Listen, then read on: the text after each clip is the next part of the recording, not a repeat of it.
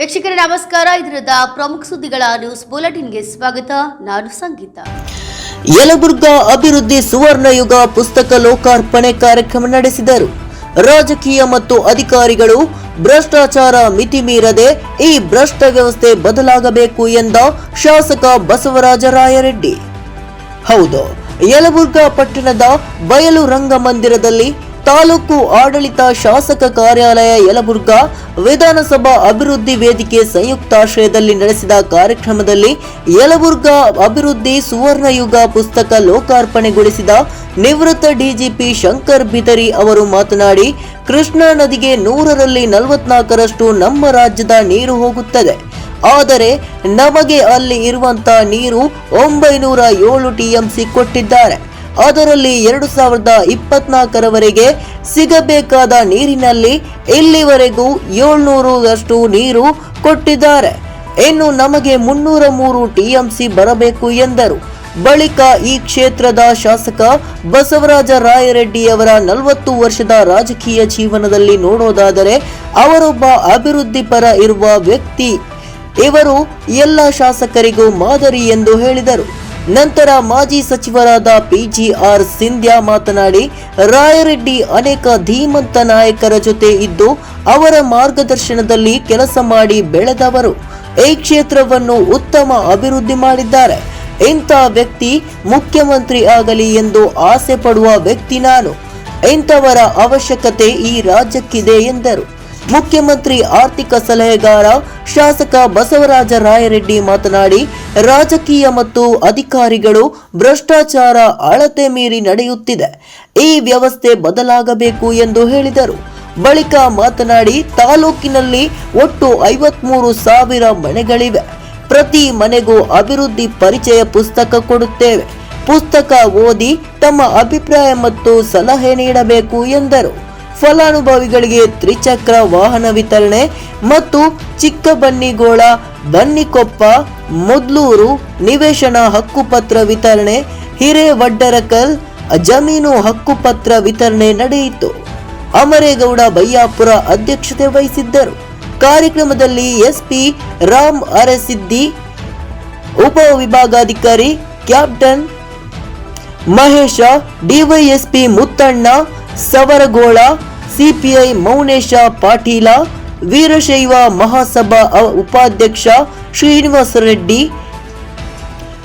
ಬೆಳಗಾವಿ ಭೂ ದಾಖಲೆ ಜಂಟಿ ನಿರ್ದೇಶಕಿ ನಜ್ಮಾ, ತಹಶೀಲ್ದಾರ್ ಬಸವರಾಜ ತೆನ್ನಳ್ಳಿ, ಎಚ್ ಪ್ರಾಣೇಶ್, ಇಒ ಸಂತೋಷ್ ಪಾಟೀಲ್, ಬಿರಾದರ, ಪಟ್ಟಣ ಪಂಚಾಯಿತಿ ಮುಖ್ಯಾಧಿಕಾರಿ ನಾಗೇಶ ಹಾಗೂ ವಿವಿಧ ಮುಖಂಡರು ಇದ್ದರು.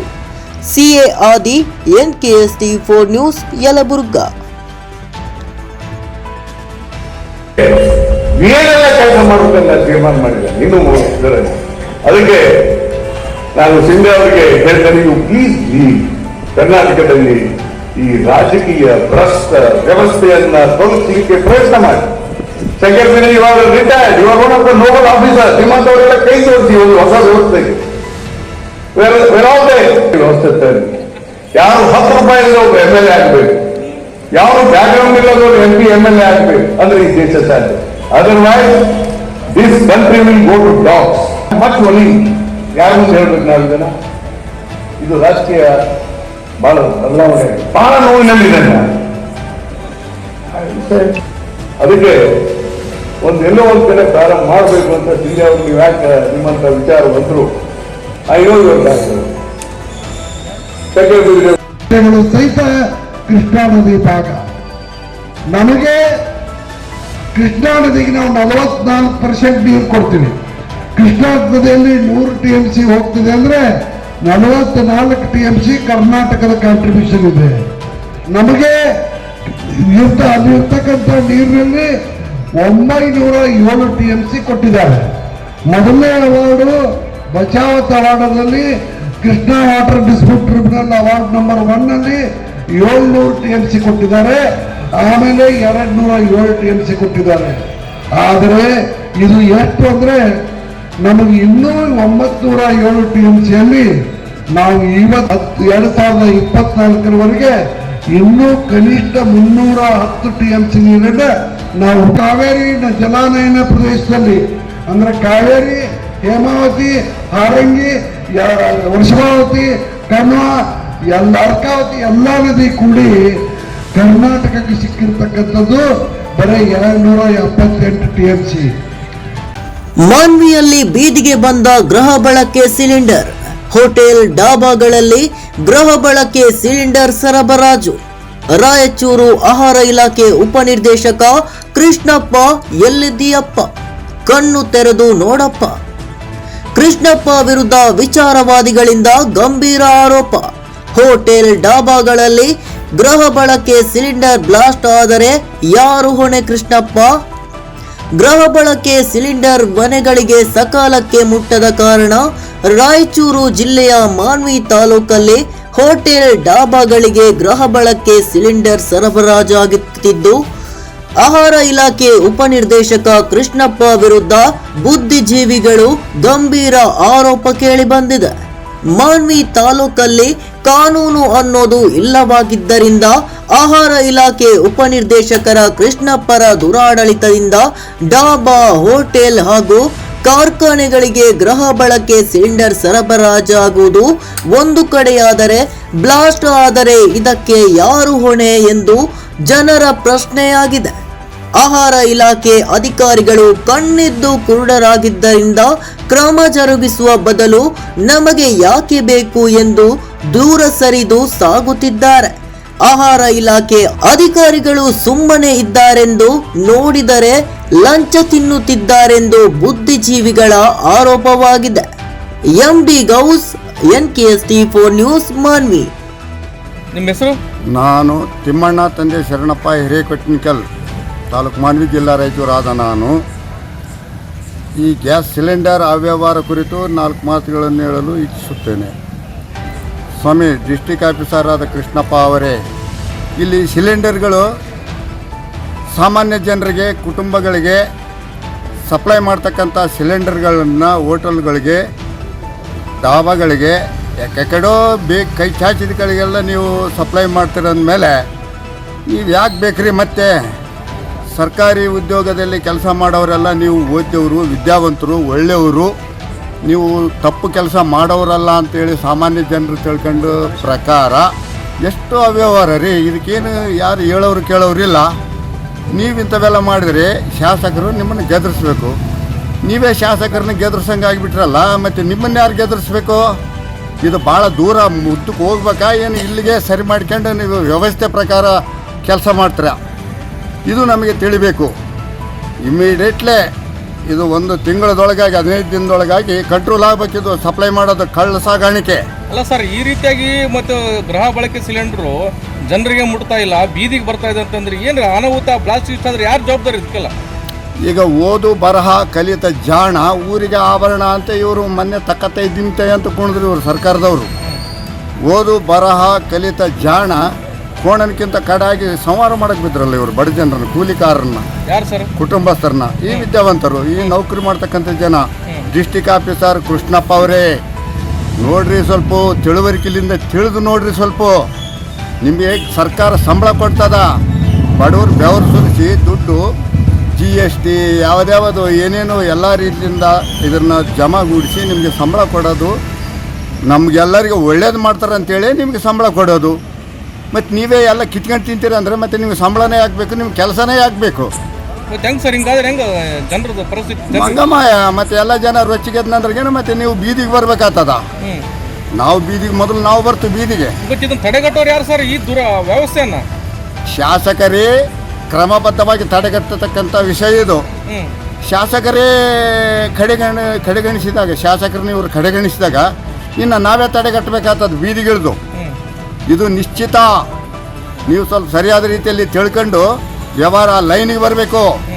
ಇದು ಅವ್ಯವಹಾರಕ್ಕೆ ಭಾಳ ದೂರ ನಡೆಯಂಗಿಲ್ಲ. ಇದು ಜನ ರೊಚ್ಚಿಗೆದ್ನಂದ್ರೆ ಈಗಾಗಲೇ ಸಾಕಾಗ್ಯದ ರೀ. ಸಪ್ಲೈ ಸರಿಗಿಲ್ಲ, ಬಡವರಿಗೆ ಕೊಡೋಂಗಿಲ್ಲ ಸರಿಯಾದ ರೀತಿಯಲ್ಲಿ. ರೇಟ್ ಅಡ್ಡದುಡ್ಡಿ ರೇಟು. ಸರ್ಕಾರ ಒಂದು ನಮ್ಮನ್ನು ಫಿಕ್ಸ್ ಮಾಡಿದರೆ ಇಲ್ಲಿ ಮಾರಾಟಗಾರರು ಒಂದು ನಮ್ಮನಿ, ಯಾರು ಬೇಕವ್ರು ಮಾರ್ತಾರೆ ಔಟ್ರನ್ನ. ಹೆಂಗೆ ಹಿಂಗಾದ್ರೆ ಹೆಂಗ? ಇದು ಶಿಸ್ತು ಅಂದ್ರೆ ಇವರೆಲ್ಲ ಮಂಗಮಾಯ ಆದರೆ ಮತ್ತೆ ನೀವೇ ಆಗಬೇಕು. ಈಗ ಅಧಿಕಾರಿಗಳು ಮಾಮೂಲಿ ತಿನ್ನಕತ್ತಾರ ಸರ್? ಮಾಮೂಲಿ ಮತ್ತೆ ಪಬ್ಲಿಕ್ ಏನಿರ್ತದಲ್ರಿ, ಮಾಮೂಲಿ ಇಲ್ಲದೆ ಯಾವುದು ಕೆಲಸನೇ ಇಲ್ಲ. ಮಾಮೂಲಿ ಇಲ್ಲದೆ ಕೆಲಸನೇ ಇಲ್ಲ. ಪಬ್ಲಿಕ್ ಆಗಿ ಕೇಳ್ತಾರೆ ಅವ್ರು ಇಷ್ಟ ಆಗ್ತದ ಅಷ್ಟ ಆಗ್ತದ ಅಂತೇಳಿ. ಮತ್ತು ಇವು ಆಧಾರ್ ಕಾರ್ಡ್ ಅಂತೂ ಇವರು ಆನ್ಲೈನ್ನಾಗ ಅರ್ಜಿ ಹಾಕಿದರೆ ಯಾವಾಗ ಕೊಡ್ತಾರೋ ಅದಕ್ಕೆ ಎಷ್ಟು ದಿನ ಕನಿಷ್ಠ ಒಂದು ಕರೆಕ್ಟಾದ ಮಾಹಿತಿ ಕೊಡೋಂಗಿಲ್ಲ. ಜನರಿಗೆ ಮುಟ್ಟೋದು ಯಾವಾಗ ಸಿಲಿಂಡರ್ಗಳು? ಅವ್ರು ಹೇಳ್ತಕ್ಕಂಥ ಮಾತುಗಳು ಕ್ರಮಬದ್ಧವಾಗಿ ಅರ್ಥನೇ ಆಗಂಗಿಲ್ಲ. ಆ ರೀತಿ ಹೇಳ್ತಾರೆ ಅಂದಮೇಲೆ ಆಫೀಸರು ಇದು ಎಷ್ಟೋ ಅವ್ಯವಹಾರ ಇದು ಕಾನೂನಿನಲ್ಲಿ. ಕಾನೂನು ಮತ್ತೆ ಹಾಕ್ಬೇಕು. ಕಾನೂನು ಸರಿಗಿದ್ರೆ ಯಾವ ಸಂಘದವನು ಹೋರಾಟ ಮಾಡೋಂಗಿಲ್ಲ, ಪ್ರತಿಭಟನೆ ಮಾಡೋಂಗಿಲ್ಲ. ಇದಕ್ಕೆಲ್ಲ ಕಾರಣ ನೀವೇ. ನಿಮ್ಮ ಕಳ್ಳತನದಿಂದ, ನಿಮ್ಮ ಅವ್ಯವಹಾರದಿಂದ ನಾವು ಕಷ್ಟ ಬೀಳಬೇಕು, ಬೀದಿಗಿಳಬೇಕು, ಲಾಠಿ ಚಾರ್ಜ್ ಆಗಬೇಕು. ಇವೆಲ್ಲ ಬೇಕಾ? ಇವೇನಾ ರಾಜಕೀಯ ಆಡಳಿತ? ಈ ಆಡಳಿತ ಅವ್ರು ರಾಜಕೀಯ ಆರಣಿಗಳು ಒಂದು ನಮ್ಮಲ್ಲಿದ್ದರೆ ನೀವು ಅವ್ರನ್ನ ಮೀರಿದವರಾದ್ರಲ್ಲ. ಇಳಿಬೇಕೇನು ಬೀದಿಗೆ? ಜನ ಬೀದಿಗಿಳಿದ್ರೆ ಮತ್ತೆ ಬೇಸಿ ನೆನಪು ಮಾಡ್ಕೇರಿ. ನೀವು ಮಾಡ್ತಕ್ಕಂಥ ಕೆಲಸ ಸೀದಾ ಮಾಡಿರಿ. ಬೀದಿಗಿಳಿದ ಮೇಲೆ ನಿಮ್ಮನ್ನು ಬೀದಿಗೆ ಎಳ್ಕೊಂಡು ಬಂದ ಮೇಲೆ ಇನ್ನು ಮರ್ಯಾದೆ ಅಲ್ಲ, ಅದು ಗೌರವ ಅಲ್ಲ ನಿಮಗೆ ಅಂಥೇಳಿ ನಾನು 2 ಮಾತು ನಿಮಗೆ ಮಾಹಿತಿ ತಿಳಿಸಿಕೊಟ್ಟೋದಕ್ಕೆ ನಾನು ಎಲ್ಲ. ನಿಮ್ಮ ಹೆಸರು? ಬಸವಲಿಂಗಪ್ಪ, ರಾಜ್ಯ ಸಂಚಾಲಕರು, ಅಖಿಲ ಭಾರತ ಕಿಸಾನ್ ಸಂಘಟನೆ AKS. ಇವತ್ತು ಪ್ರಮುಖವಾಗಿ ಮಾತಾಡಬೇಕಾದದ್ದು ಏನಂತಂದರೆ, ಮಾನ್ವಿ ತಾಲೂಕಿನಲ್ಲಿ ಗೃಹ ಬಳಕೆಗೆ ಸಂಬಂಧಪಟ್ಟಂಗ ಗೃಹ ಬಳಕೆದಾರರು ಯಾರಿದ್ದಾರೆ, ಸಾಮಾನ್ಯ ಜನ ಏನಿದ್ದಾರೆ, ಮಧ್ಯಮ ವರ್ಗದವರು ಏನಿದ್ದಾರೆ, ಬಹುತೇಕವಾಗಿ ಇವತ್ತು ಅಡುಗೆಗೆ ಬಳಸುವಂಥ ಸಿಲಿಂಡರ್ ಏನಿದೆ ಅಲ್ವಾ, ಮಾನ್ವಿ ತಾಲೂಕಿನಲ್ಲಿ ಸಕಾಲಕ್ಕೆ ಅದು ತಲುಪ್ತಾ ಇಲ್ಲ. ಯಾಕೆ ತಲುಪ್ತಾ ಇಲ್ಲ ಅಂತಂದರೆ, ಈಗ ಸರ್ಕಾರ, ಕೇಂದ್ರ ಸರ್ಕಾರ ಮತ್ತು ರಾಜ್ಯ ಸರ್ಕಾರದ ಸ್ವಾಮ್ಯದ ಅಡಿಯಲ್ಲಿ ಒಂದು ನಿಗದಿತವಾದಂಥ ಒಂದು ರೇಟನ್ನು ಫಿಕ್ಸ್ ಮಾಡಿರ್ತಾರೆ. ಆ ಬೆಲೆಗೆ ತಕ್ಕಂಗೆ ಇವತ್ತು ಗ್ರಾಹಕರು ಸಿಲಿಂಡರನ್ನ ಏಜೆನ್ಸಿ ಮೂಲಕ ತಗೊಳ್ಬೇಕಂತಂದರೆ ಆ ಟೈಮಿಗೆ ಅವರಿಗೆ ಗ್ಯಾಸ್ ಸಿಗೋದಿಲ್ಲ.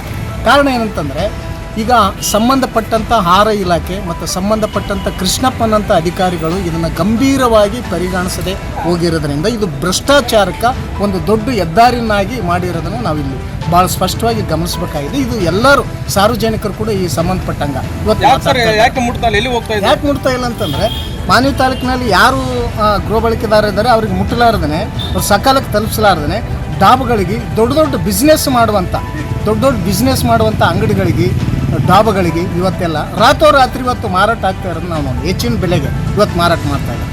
ನಿಗದಿತ ರೇಟ್ ಕೊಟ್ಟರೆ ರೊಕ್ಕ ಕಡಿಮೆ ಆಗ್ತದಲ್ವಾ, ಹೆಚ್ಚಿನ ರೇಟಿಗೆ ಆಮೇಲೆ ಗ್ಯಾಸನ್ನ ಬೆಳೆತನ ರಾತ್ರೋರಾತ್ರಿ ಇವತ್ತು ಮಾರಾಟ ಮಾಡೋದ್ರಿಂದ ಅತಿ ಹೆಚ್ಚು ಹಣನ ಲಾಭಿ ಮಾಡಿಕೊಳ್ಳುವಂಥ ಕೆಲಸ ಇಲ್ಲಿಗಲ್ ಆಗಿ ಇವತ್ತು ಮಾನ್ವಿ ತಾಲೂಕಿನಲ್ಲಿ ನಡೀತಾ ಇದೆ.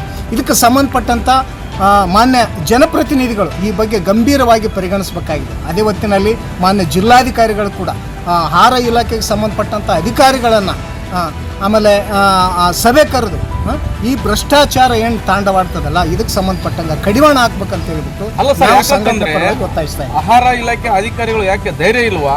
ಯಾಕಂತಂದ್ರೆ ಡಾಬಾಗಳಿಗೆ, ಹೋಟೆಲ್ಗಳಿಗೆ ಗೃಹ ಬಳಕೆ ಸಿಲಿಂಡರ್ ಸರಬರಾಜು ಆಗ್ತಂತಂದ್ರೆ ಯಾಕೆ ಮೌನವಾಗಿದ್ದಾರೆ? ಇವ್ರಿಗೆ ಏನಾದರೂ ಒಂದು ಸಪೋರ್ಟ್, ಬ್ಯಾಕ್ ಬೋನ್ ಆಗಿ ಸಪೋರ್ಟ್ ಕೊಡ್ತಾ ಇದ್ದಾರಾ?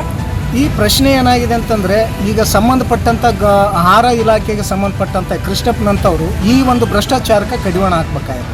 ಈ ಕಡಿವಾಣ ಹಾಕದ ಬದಲಾಗಿ ಇವತ್ತು ಏಜೆನ್ಸಿಗಳ ಯಾವುದೋ ಒಂದು ಕಾಣದ ಕೈವಾಡಗಳ ಒತ್ತಡಕ್ಕೆ ಮಣದು ಯಾವುದೋ ಒಂದು ಮಾಮೂಲು ರೂಪದಲ್ಲಿ ಇವತ್ತು ಹಣನ ಇವತ್ತು ಸಂದಾಯ ಆಗ್ತಾ ಇರೋದ ಕಾರಣದಿಂದ ಇವತ್ತೇನಂದರೆ ಜನಸಾಮಾನ್ಯರಿಗೆ ಮುಟ್ತಾ ಇಲ್ಲ. ಇವತ್ತು ಡಾಬಾಗಳಿಗೆ ಇವತ್ತು ಮಾರಾಟ ಆಗ್ತಾ ಇರೋದನ್ನು ನಾವು ಗಂಭೀರವಾಗಿ ಇವತ್ತು ಮಾತಾಡಿಕೊಳ್ಳೋದನ್ನ ನಾವು ನೋಡ್ತಾ ಇದ್ದೀವಿ. ಹೀಗಾಗಿ ಇದ್ರ ಬಗ್ಗೆ ಏನಾದರೂ ಸರ್ಕಾರ ಗಂಭೀರವಾಗಿ ಪರಿಗಣಿಸಿದ ಹೋದಲ್ಲಿ, ಆಹಾರ ಇಲಾಖೆದವರು ಇದನ್ನು ಏನಾದರೂ ಗಂಭೀರವಾಗಿ ಪರಿಗಣಿಸಿದ ಹೋದಲ್ಲಿ ಮಾನ್ವಿ ತಾಲೂಕಿನಲ್ಲಿ ಗೃಹ ಬಳಕೆದಾರರೆಲ್ಲರೂ ಇವತ್ತು ಬೀದಿಗೆ ಬಂದು ಹೋರಾಟ ಮಾಡುವಂಥ ಅನಿವಾರ್ಯತೆ ಎದುರಾಗ್ತದೆ. 11 ವರ್ಷದ ವಿದ್ಯಾರ್ಥಿನಿ ಮೇಲೆ ಅತ್ಯಾಚಾರಗೈದ ಘಟನೆ ಕಲಬುರಗಿ ಜಿಲ್ಲೆಯ ಯಡ್ರಾಮಿ ತಾಲೂಕು ವ್ಯಾಪ್ತಿಯ ಖಾಸಗಿ ಶಾಲೆಯಲ್ಲಿ ನಡೆದಿದ್ದು, ಖಾಸಗಿ ಶಾಲಾ ಮುಖ್ಯಸ್ಥ ಆರೋಪಿಯಾದ ಆಜಿಮಾಲಂಗ ಗಣಿಯಾರನನ್ನು ಪೊಲೀಸರು ಬಂಧಿಸಿದ್ದಾರೆ.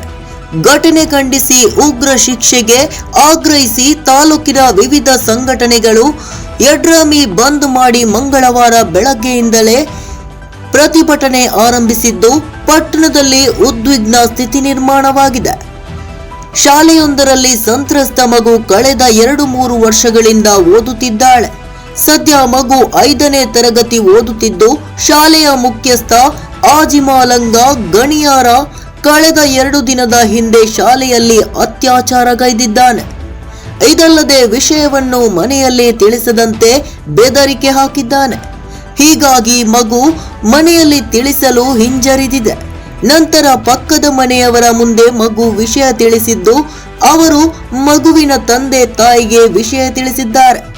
ನಂತರ ಸಂತ್ರಸ್ತ ಮಗುವಿನ ಪಾಲಕರು ತಮ್ಮ ಸಮುದಾಯದ ಎಲ್ಲ ಹಿರಿಯರೊಂದಿಗೆ ಚರ್ಚಿಸಿ ಸೋಮವಾರ ಸಾಯಂಕಾಲ ಯಡ್ರಾಮಿ ಪೊಲೀಸ್ ಠಾಣೆಯಲ್ಲಿ ಪ್ರಕರಣ ದಾಖಲಿಸಿದ್ದಾರೆ. Mallikarjuna Sangolagi, NKST4 news, Kalaburagi.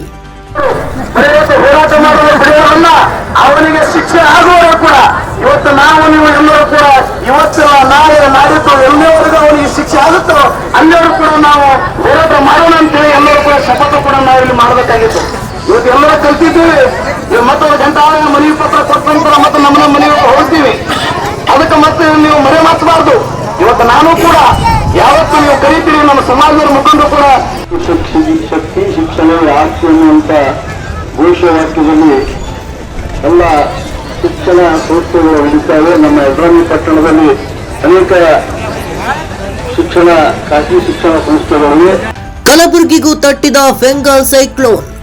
ಫೆಂಗಾಲ್ ಚಂಡಮಾರುತ ಎಫೆಕ್ಟ್ ಆಗಿರುವ ಹಿನ್ನೆಲೆಯಲ್ಲಿ ಕಲಬುರಗಿ ನಗರದಲ್ಲಿ ಮಳೆರಾಯ ಅಬ್ಬರ ಆರಂಭವಾಗಿದೆ. ರಾಜ್ಯದಲ್ಲಿ ಈಗ ಫೆಂಗಾಲ್ ಸೈಕ್ಲೋನ್ ಪರಿಣಾಮ ಹೆಚ್ಚಾಗುತ್ತಿರುವ ಹಿನ್ನೆಲೆಯಲ್ಲಿ ಇಂದು ಕಲಬುರಗಿ ನಗರದಲ್ಲಿ ಮಳೆರಾಯ ಆರ್ಭಟಿಸುತ್ತಿದ್ದಾನೆ. ಕಳೆದ ಅರ್ಧ ಗಂಟೆಯಿಂದ ಸುರಿಯುತ್ತಿರುವ ಮಳೆರಾಯ ಈಗ ಸಾರ್ವಜನಿಕರಲ್ಲಿ ಸಾಂಕ್ರಾಮಿಕ ರೋಗದ ಭೀತಿ ಹೆಚ್ಚಾಗುತ್ತಿದೆ. Mallikarjuna Sangolagi, NKST4 news, Kalaburagi. ಮುಂದಿನ ಚುನಾವಣೆಯಲ್ಲಿ ಯತ್ನಾಳ್ ಸೋಲದಿದ್ದರೆ ಪೀಠ ತ್ಯಾಗ, ಶಿವಾನಂದ ಶ್ರೀ ಶಪಥ. ಬಸವರಾಜ ಅಲ್ಲ, ನೀನು ಬೆಂಕಿ ಹಚ್ಚುವ ಬಸವರಾಜ. ಲಿಂಗಾಯತ ಸ್ವಾಮೀಜಿ ಬಸವನಗೌಡ ಪಾಟೀಲ್ ಯತ್ನಾಳ್ ವಿವಾದಾತ್ಮಕ ಹೇಳಿಕೆ ಬೆನ್ನಲ್ಲೇ ಸಿಡಿದೆದ್ದ ಲಿಂಗಾಯತ ಸಮಾಜ ಕ್ಷಮೆಗೆ ಪಟ್ಟು. ಬಸವಣ್ಣನವರ ಕುರಿತು ಯತ್ನಾಳ್ ವಿವಾದಾತ್ಮಕ ಹೇಳಿಕೆಗೆ ಏನು ಬಿಜಾಪುರದಲ್ಲಿರ್ತಕ್ಕಂಥ MLA ಆಗಿರ್ತಕ್ಕಂಥ ಏನು ಬಸವನಗೌಡ ಯತ್ನಾಳ್ ಅಂತೇಳಿ, ಬಸವನಗೌಡ ಯತ್ನಾಳ್ ಬಗ್ಗೆ ನಾನೇನಕ್ಕೆ ನೇರವಾಗಿ ಮಾತಾಡ್ತಿದ್ದೇನೆ, ಏನು ಅಂದಂಗಿಲ್ಲ ಮತ್ತು ಅವನ ಬಗ್ಗೆ ಹೆದರಂಗಿಲ್ಲ. ಇವತ್ತು ಅವನಿಗೆ ಏನಾದರೂ ನಾಚಿಕೆ ಮರ್ಯಾದೆ ಇದೆ ಅಂತ ಕೇಳಿದಾಗ ನಮ್ಮ ಲಿಂಗಾಯತರ ಕ್ಷಮೆ ಕೇಳಬೇಕು. ಇಲ್ಲಿದ್ರೆ ಕರ್ನಾಟಕದ ಲಿಂಗಾಯತರು ಏನ್ ಮಾಡ್ತಾರೆ ಅಂದ್ರೆ ಅವನನ್ನು ಇಲ್ಲಿಂದ ಓಡಿಸ್ತಕ್ಕಂಥ ಕಾರ್ಯಕ್ರಮವನ್ನು ಹಾಕೊಳ್ತಿದ್ದೇವೆ ಇವತ್ತು. ಯಾಕಂದ್ರೆ ಸಾಮಾನ್ಯವಾಗಿರ್ತಕ್ಕಂಥ ವ್ಯಕ್ತಿ ಇವತ್ತು ಬಸವಣ್ಣ ಅಂದ್ರೆ ಹಗುರವಾಗಿ ಮಾತಾಡಬಾರ್ದು. ಯಾರು ಬಸವಣ್ಣ ಬಗ್ಗೆ ಹಗುರವಾಗಿ ಮಾತಾಡ್ತಿದ್ದಾರೆ ಸ್ವಲ್ಪ ನಾಲ್ಗೆಯನ್ನು ಎನ್ಕದ ಬಿಗಿಯಾಗಿ ಹಿಡಿದು ಮಾತಾಡಬೇಕು. ಇವತ್ತು ಏನೋ ಅವತ್ತು MLA ಇದ್ದಿರ್ಬೋದು, ಏನೋ ಇವತ್ತು ದೊಡ್ಡ ಶ್ರೀಮಂತ ಇದ್ದಿರ್ಬೋದು, ಏನಾದ್ರೂ ಇದ್ದಿರ್ಬೋದು. ನಿನ್ನ ಶ್ರೀಮಂತಿಗೆ ನಿನ್ನ ಏನು MLA ಏನಾಗ್ತದೆ ಅಂದ್ರೆ ಅದು ಧಿಕ್ಕಾರ ಆಗ್ತದೆ. ಜನ ಏನ್ ಮಾಡ್ತಾರೆ ಅಂದ್ರೆ ಇವತ್ತು ಕರ್ನಾಟಕದ ಪ್ರತಿಯೊಬ್ಬರು ಇವತ್ತು ದೀನರಾಗಲಿ ದಲಿತರಾಗಲಿ ಎಲ್ಲರೂ ಏನ್ ಮಾಡ್ತಾರೆ ಅಂದ್ರೆ ಉಳಿತಕ್ಕಂಥ ಕೆಲಸ ಮಾಡ್ತಿದ್ದಾರೆ. ಅದಕ್ಕಾಗಿ ದಯಮಾಡಿ ಇವತ್ತು ಬಸವನಗೌಡ ಯತ್ನಾಳಲ್ಲಿ ವಿನಯದಿಂದ ಕೇಳ್ಕೊಳ್ತಿದ್ದೇನೆ. ಅಷ್ಟೇ ಅಲ್ಲದೆ ನೀನು ಒಬ್ಬ ಲಿಂಗಾಯತ ಆದ ಮೇಲೆ, ಇವತ್ತು ನೀನೊಬ್ಬ ವೀರಶೈವನಾದ ಮೇಲೆ ಏನು ಮಾತಾಡಬೇಕು, ಹೆಸರೇನಿಡಬೇಕು ಬಸವರಾಜ. ಬಸವರಾಜ ಅಲ್ಲ, ನೀನು ಬೆಂಕಿ ಹಚ್ಚತಕ್ಕಂಥ ಬಸವರಾಜ. ಯಾಕಂದ್ರೆ ಅಂತ ಇವತ್ತು ಕನಿಷ್ಠವಾಗಿ ಮಾತಾಡ್ತೀರ. ಇವತ್ತು ಎಲ್ಲ ಕರ್ನಾಟಕದ ಎಲ್ಲ ಮಠಾಧೀಶರು ಖಂಡಿಸಿದ್ದಾರೆ. ಇವತ್ತು ಈಗಾಗಲೇ ಅಂತ ಕೇಳಿ ಅದಕ್ಕಾಗಿ ಬಸವನಗೌಡ ಯತ್ನಾಳದಲ್ಲಿ ಅಂತ ಕೇಳಿದಾಗ ನಾನು ಇವತ್ತು ಏನಂದ್ರೆ ಎದೆ ತಟ್ಟಿ ಹೇಳ್ತಿದ್ದೇನೆ. ನೀನು ಏನ್ ಮಾಡ್ಬೇಕಂದ್ರೆ ಇವತ್ತು ಕರ್ನಾಟಕದ ಪ್ರತಿಯೊಬ್ಬ ಜನತೆಯನ್ನ ನೀನು ಕ್ಷಮೆ ಕೇಳಬೇಕು. ಕ್ಷಮೆ ಕೇಳಿದ್ರೆ ಬಿಡ್ತಿದ್ದೇವೆ, ಇಲ್ಲಾಂದ್ರೆ ಹೋಗಿಲ್ಲ, ಬಿಡ್ಲಿಲ್ಲ ಅಂದ್ರೆ ದೊಡ್ಡದಾಗಿರ್ತಕ್ಕಂಥ ಹೋರಾಟ ಮಾಡ್ತೇವೆ. ನಾವೆಲ್ಲ ಲಿಂಗಾಯತರಿಗೆ ಕೂಡ್ಕೊಂಡು ಎಲ್ಲರಿಗೂ ಕೂಡ್ಕೊಂಡು ಏನ್ ಮಾಡ್ತೇವೆ ಅಂದ್ರೆ ಇವತ್ತು ಹೋರಾಟವನ್ನು ಮಾಡ್ತೇವೆ ಅಂತಕ್ಕಂಥ ನಿನಗೆ ಎಚ್ಚರಿಕೆಯನ್ನು ಕೊಡ್ತಿದ್ದೇವೆ. ನೀನು ಎಷ್ಟೇ ಶ್ರೀಮಂತಿದ್ದಿರ್ಬೋದು, ಯಾಕಂದ್ರೆ ಅವನು ಮಾತಾಡೋ ಮಾತುಗಳನ್ನು ಕೇಳಬೇಕಾದ್ರೆ ಟಿವಿಯಲ್ಲಿ ಬರ್ತದ, ಎಲ್ಲರ ಹಗುರವಾಗಿ ಮಾತಾಡ್ತಾನೆ. ಸ್ವಾಮಿಗಳ ಬಗ್ಗೆ ಹಗುರವಾಗಿ ಮಾತಾಡ್ತಿದ್ದಾನೆ, ಬಸವಣ್ಣವ್ರ ಬಗ್ಗೆ ಹಗುರವಾಗಿ ಮಾತಾಡ್ತಿದ್ದಾನೆ. ಇವು ಒಬ್ಬನೇ ತೀಸ್ ಮಾಡ್ಕೊಂಡು ತಿಳ್ಕೊಂಡ ಏನು ದೊಡ್ಡನೇನು ಏನೋ ಮಿನಿಸ್ಟರ್ MLA ಇದ್ರೆ ನೀನು ದೊಡ್ಡವನ ತಿಳ್ಕೊಂಡು ಬರೋದು. ಇವತ್ತು ಏನು ದೊಡ್ಡನೇನು ಏನೋ ಮಿನಿಸ್ಟರ್ MLA ಇದ್ರೆ ನೀನು ದೊಡ್ಡವನ ತಿಳ್ಕೊಂಡು ಬರೋದು. ಇವತ್ತು ಸಮಾಜದಲ್ಲಿ ಕೇಳಿದಾಗ ಪ್ರತಿಯೊಬ್ಬ ಜನಾಂಗದವ್ರು ನಿಮ್ಗೆ ಓಟಾಗಿ ಆರಿಸ್ತಿರ್ತಾರೆ. ನೀನು ಯಾರನ್ನು ಕೇಳಿದ್ರೆ ಯಾರು ನೀನು ಒಬ್ಬನೇ MLA ಆಗಂಗಿಲ್ಲ. ನಿಮ್ಗೆಲ್ಲರೂ ಏನ್ ಮಾಡ್ತಾರೆ ಅಂದ್ರೆ ಶರಣು ಸಲಗರ್ ಇರಲಿ, ನಮ್ಮ ಶೈಲೇಂದ್ರ ಇರಲಿ, ಎಲ್ಲರೂ ಏನ್ ಮಾಡ್ತಾರೆ ಅಂದ್ರೆ ಓಟಾಗಿ ಯಾರಿಗೆ ಏರಿಸ್ತಾರೆ. ಇವು ಜನಗಳಿಗೆ ಗೌರವ ಕೊಡಂಗಿಲ್ಲ. ಅಂದ್ರೆ ಹತ್ತ MLA ನಾನೇ ಬಸವಣ್ಣ ಅಂತ ನಾಲಾಗಿ ಕೇಳ್ತಿದ್ದೆ ನಾವು. ಅದಕ್ಕಾಗಿ ಯಾರು ಬಸವಣ್ಣ ಅಲ್ಲ, ಆ ಬಸವಣ್ಣನ ಸರಿಸಮಾನವಾಗಿ ನಿಲ್ತಕ್ಕಂಥ ವ್ಯಕ್ತಿ ಯಾರೂ ಅಲ್ಲ. ಈ ಜಗತ್ತಿನಲ್ಲಿ ಯಾರಾದ್ರೂ ಒಬ್ಬ ಬಸವಣ್ಣ ಇದ್ರೆ 12ನೇ ಶತಮಾನದ ಧರ್ಮಗುರು ಬಸವಣ್ಣವ್ರು ಬಿಟ್ಟರೆ ಯಾರೂ ಬಸವಣ್ಣ ಆಗಂಗಿಲ್ಲ. ಸುಮ್ಮನೆ ನೀವು ಬರ್ಕೋಬಹುದು ಅಭಿನವ ಬಸವಣ್ಣ, ಆ ಬಸವಣ್ಣ ಶರಣ ಅಂತ ಬರ್ಕೋಬಹುದು, ಇದೆಲ್ಲ ಸುಳ್ಳಾಗ್ತದೆ. ಅದಕ್ಕಾಗಿ ದಯಮಾಡಿ ಅಂತ ಕೇಳಿದಾಗ ಆ ಯತ್ನಾಳರಲ್ಲಿ ವಿನಂತಿ ಮಾಡ್ಕೊಳ್ತಿದ್ದೇನೆ, ನೀನು ತೀವ್ರವಾಗಿ ಅಂತ ಕೇಳಿದಾಗ ನಿನ್ನ ಮಾತುಗಳು ಕಳಿಸ್ತಿದ್ದೇವೆ, ಅದನ್ನು ವಾಪಸ್ ತಕೋಬೇಕು. ದಯಮಾಡಿ ವಾಪಸ್ ತಕೊಂಡ್ರೆ ಮುಂದೆ ನೀ ಆರಿಸಿ ಬರ್ತಿಲ್ಲ, ಹತ್ರ ಬಿದ್ದು ಹೋಗ್ತಿಲ್ಲ ನೋಡ್ಬೇಕಂತ ನಾನು ಈ ಮಾತನ್ನ ಚಾಲೆಂಜ್ ಕೊಟ್ಟು ಹೇಳ್ತಿದ್ದೇನೆ. ಅಕಸ್ಮಾತ್ ನೀವು ಮುಂದಿನ ಸಲ ಬೀಳಲಿಲ್ಲ ಅಂದ್ರೆ ಈ ಮಠದಿಂದ ನಾನು ತ್ಯಾಗ ಮಾಡ್ತೇನೆ ಇವತ್ತು. ಯಾಕಂದ್ರೆ ಜನ ಏನ್ ಮಾಡ್ತಾರಂದ್ರೆ ನೀನು ಬಹಿಷ್ಕಾರ ಮಾಡ್ತಿದ್ದಾರೆ. ಅದಕ್ಕಾಗಿ ದಯಮಾಡಿ ಆ ರೀತಿ ಆಡಬಾರ್ದು. ಅದಕ್ಕಾಗಿ MLA-ಗಳಾದವರು, ಮಂತ್ರಿಗಳಾದವರು ಸೌಜನ್ಯದಿಂದ ಮಾತಾಡಬೇಕು. ಸಿಕ್ಕಾಪಟ್ಟಿ ಮಾತಾಡಿದ್ರೆ ಏನಂತ ಸಮಾಜದಲ್ಲಿ ಹೊಲಸಾಗಿಬಿಡ್ತದೆ. ಇವತ್ತು ಅತಿಯಾಗಿರ್ತಕ್ಕಂಥ ಮಾತುಗಳಿಂದ ಏನಾಗಿದೆ ಅಂದ್ರೆ ಸಮಾಜ ಹೊಡ್ತಕ್ಕಂಥ ಕೆಲಸ. ಔರಾದ ಕೌಡಂಗಾವ್ನಿಂದ ಆಲೂರು ಬಿ ರಸ್ತೆ ಬದಿ ಗಿಡಗಂಟೆ ತೆರವಿಗೆ ಕಲ್ಯಾಣ ಕರ್ನಾಟಕ ನಿರ್ಮಾಣ ಸೇನೆ ಪದಾಧಿಕಾರಿಗಳ ಒತ್ತಾಯ. ಬೀದರ್ ಔರಾದ್ ರಾಷ್ಟ್ರೀಯ ಹೆದ್ದಾರಿ 161A ಹೊಂದಿಕೊಂಡಿರುವ ಕೌಡಂಗಾವ ಮಾರ್ಗದಿಂದ ಆಲೂರು ಬಿ ವಡಂಗಾವ ಸಾಗುವ ರಸ್ತೆ. ಈ ಮಾರ್ಗದಲ್ಲಿ ರಸ್ತೆ ಇಬ್ಬದಿ ಗಿಡಗಂಟಿಗಳು ಎತ್ತರವಾಗಿ ಬೆಳೆದಿದ್ದು ರಸ್ತೆಯಲ್ಲಿ ವಾಹನ ಸಂಚರಿಸಲು ಹಾಗೂ ರಸ್ತೆ ಬದಿ ಪಾದಚಾರಿಗಳು ಸಂಚರಿಸಲು ಪರದಾಡುವಂತಾಗಿದೆ. ರಾತ್ರಿ ಸಮಯದಲ್ಲಿ ಗಿಡಗಂಟೆಗಳಿಂದ ರಸ್ತೆ ಸರಿಯಾಗಿ ಕಾಣದೆ ವಾಹನಗಳು ರಸ್ತೆ ಬದಿಯ ಮುಳ್ಳುಗಳಲ್ಲಿ ಸಿಲುಕಿಕೊಂಡ ಘಟನೆಗಳು ನಡೆದಿವೆ. ರಸ್ತೆಯ ಬದಿ ಗಿಡಗಂಟೆಗಳು ತೆರವು ಮಾಡಬೇಕು ಎಂದು ಕಲ್ಯಾಣ ಕರ್ನಾಟಕ ನಿರ್ಮಾಣ ಸೇನೆಯ ಪದಾಧಿಕಾರಿಗಳು ಹಾಗೂ ಕೌಡಂಗಾವ ಗ್ರಾಮಸ್ಥರಾದ ಸಂಜು ಕುಮಾರ್ ಒತ್ತಾಯಿಸಿದರು. ಲೋಕೋಪಯೋಗಿ ಇಲಾಖೆ ಅಧಿಕಾರಿಗಳು ಇನ್ನಾದರೂ ಕೆಲಸ ಮಾಡುತ್ತಾರಾ ಕಾದು ನೋಡಬೇಕಿದೆ. Lakshman Rathod, NKST4 news, Bidar. ಅನುಕೂಲವಾಗಿ ಮಾಡಿಕೊಡ್ಬೇಕಂತ ಹೇಳಿ ನಾವು ನಮ್ಮ ಕಲ್ಯಾಣ ಕರ್ನಾಟಕ ನಿರ್ಮಾಣ ಸೇನೆ ವತಿಯಿಂದ PWD ಅವರಿಗೆ ಅಧಿಕಾರಿಯವರಿಗೆ ಮನವಿ ಅದ. ನಾವು ಕೂಡಲೇ ಅನ್ನೋದಂದ್ರೆ ಇದಕ್ಕೆ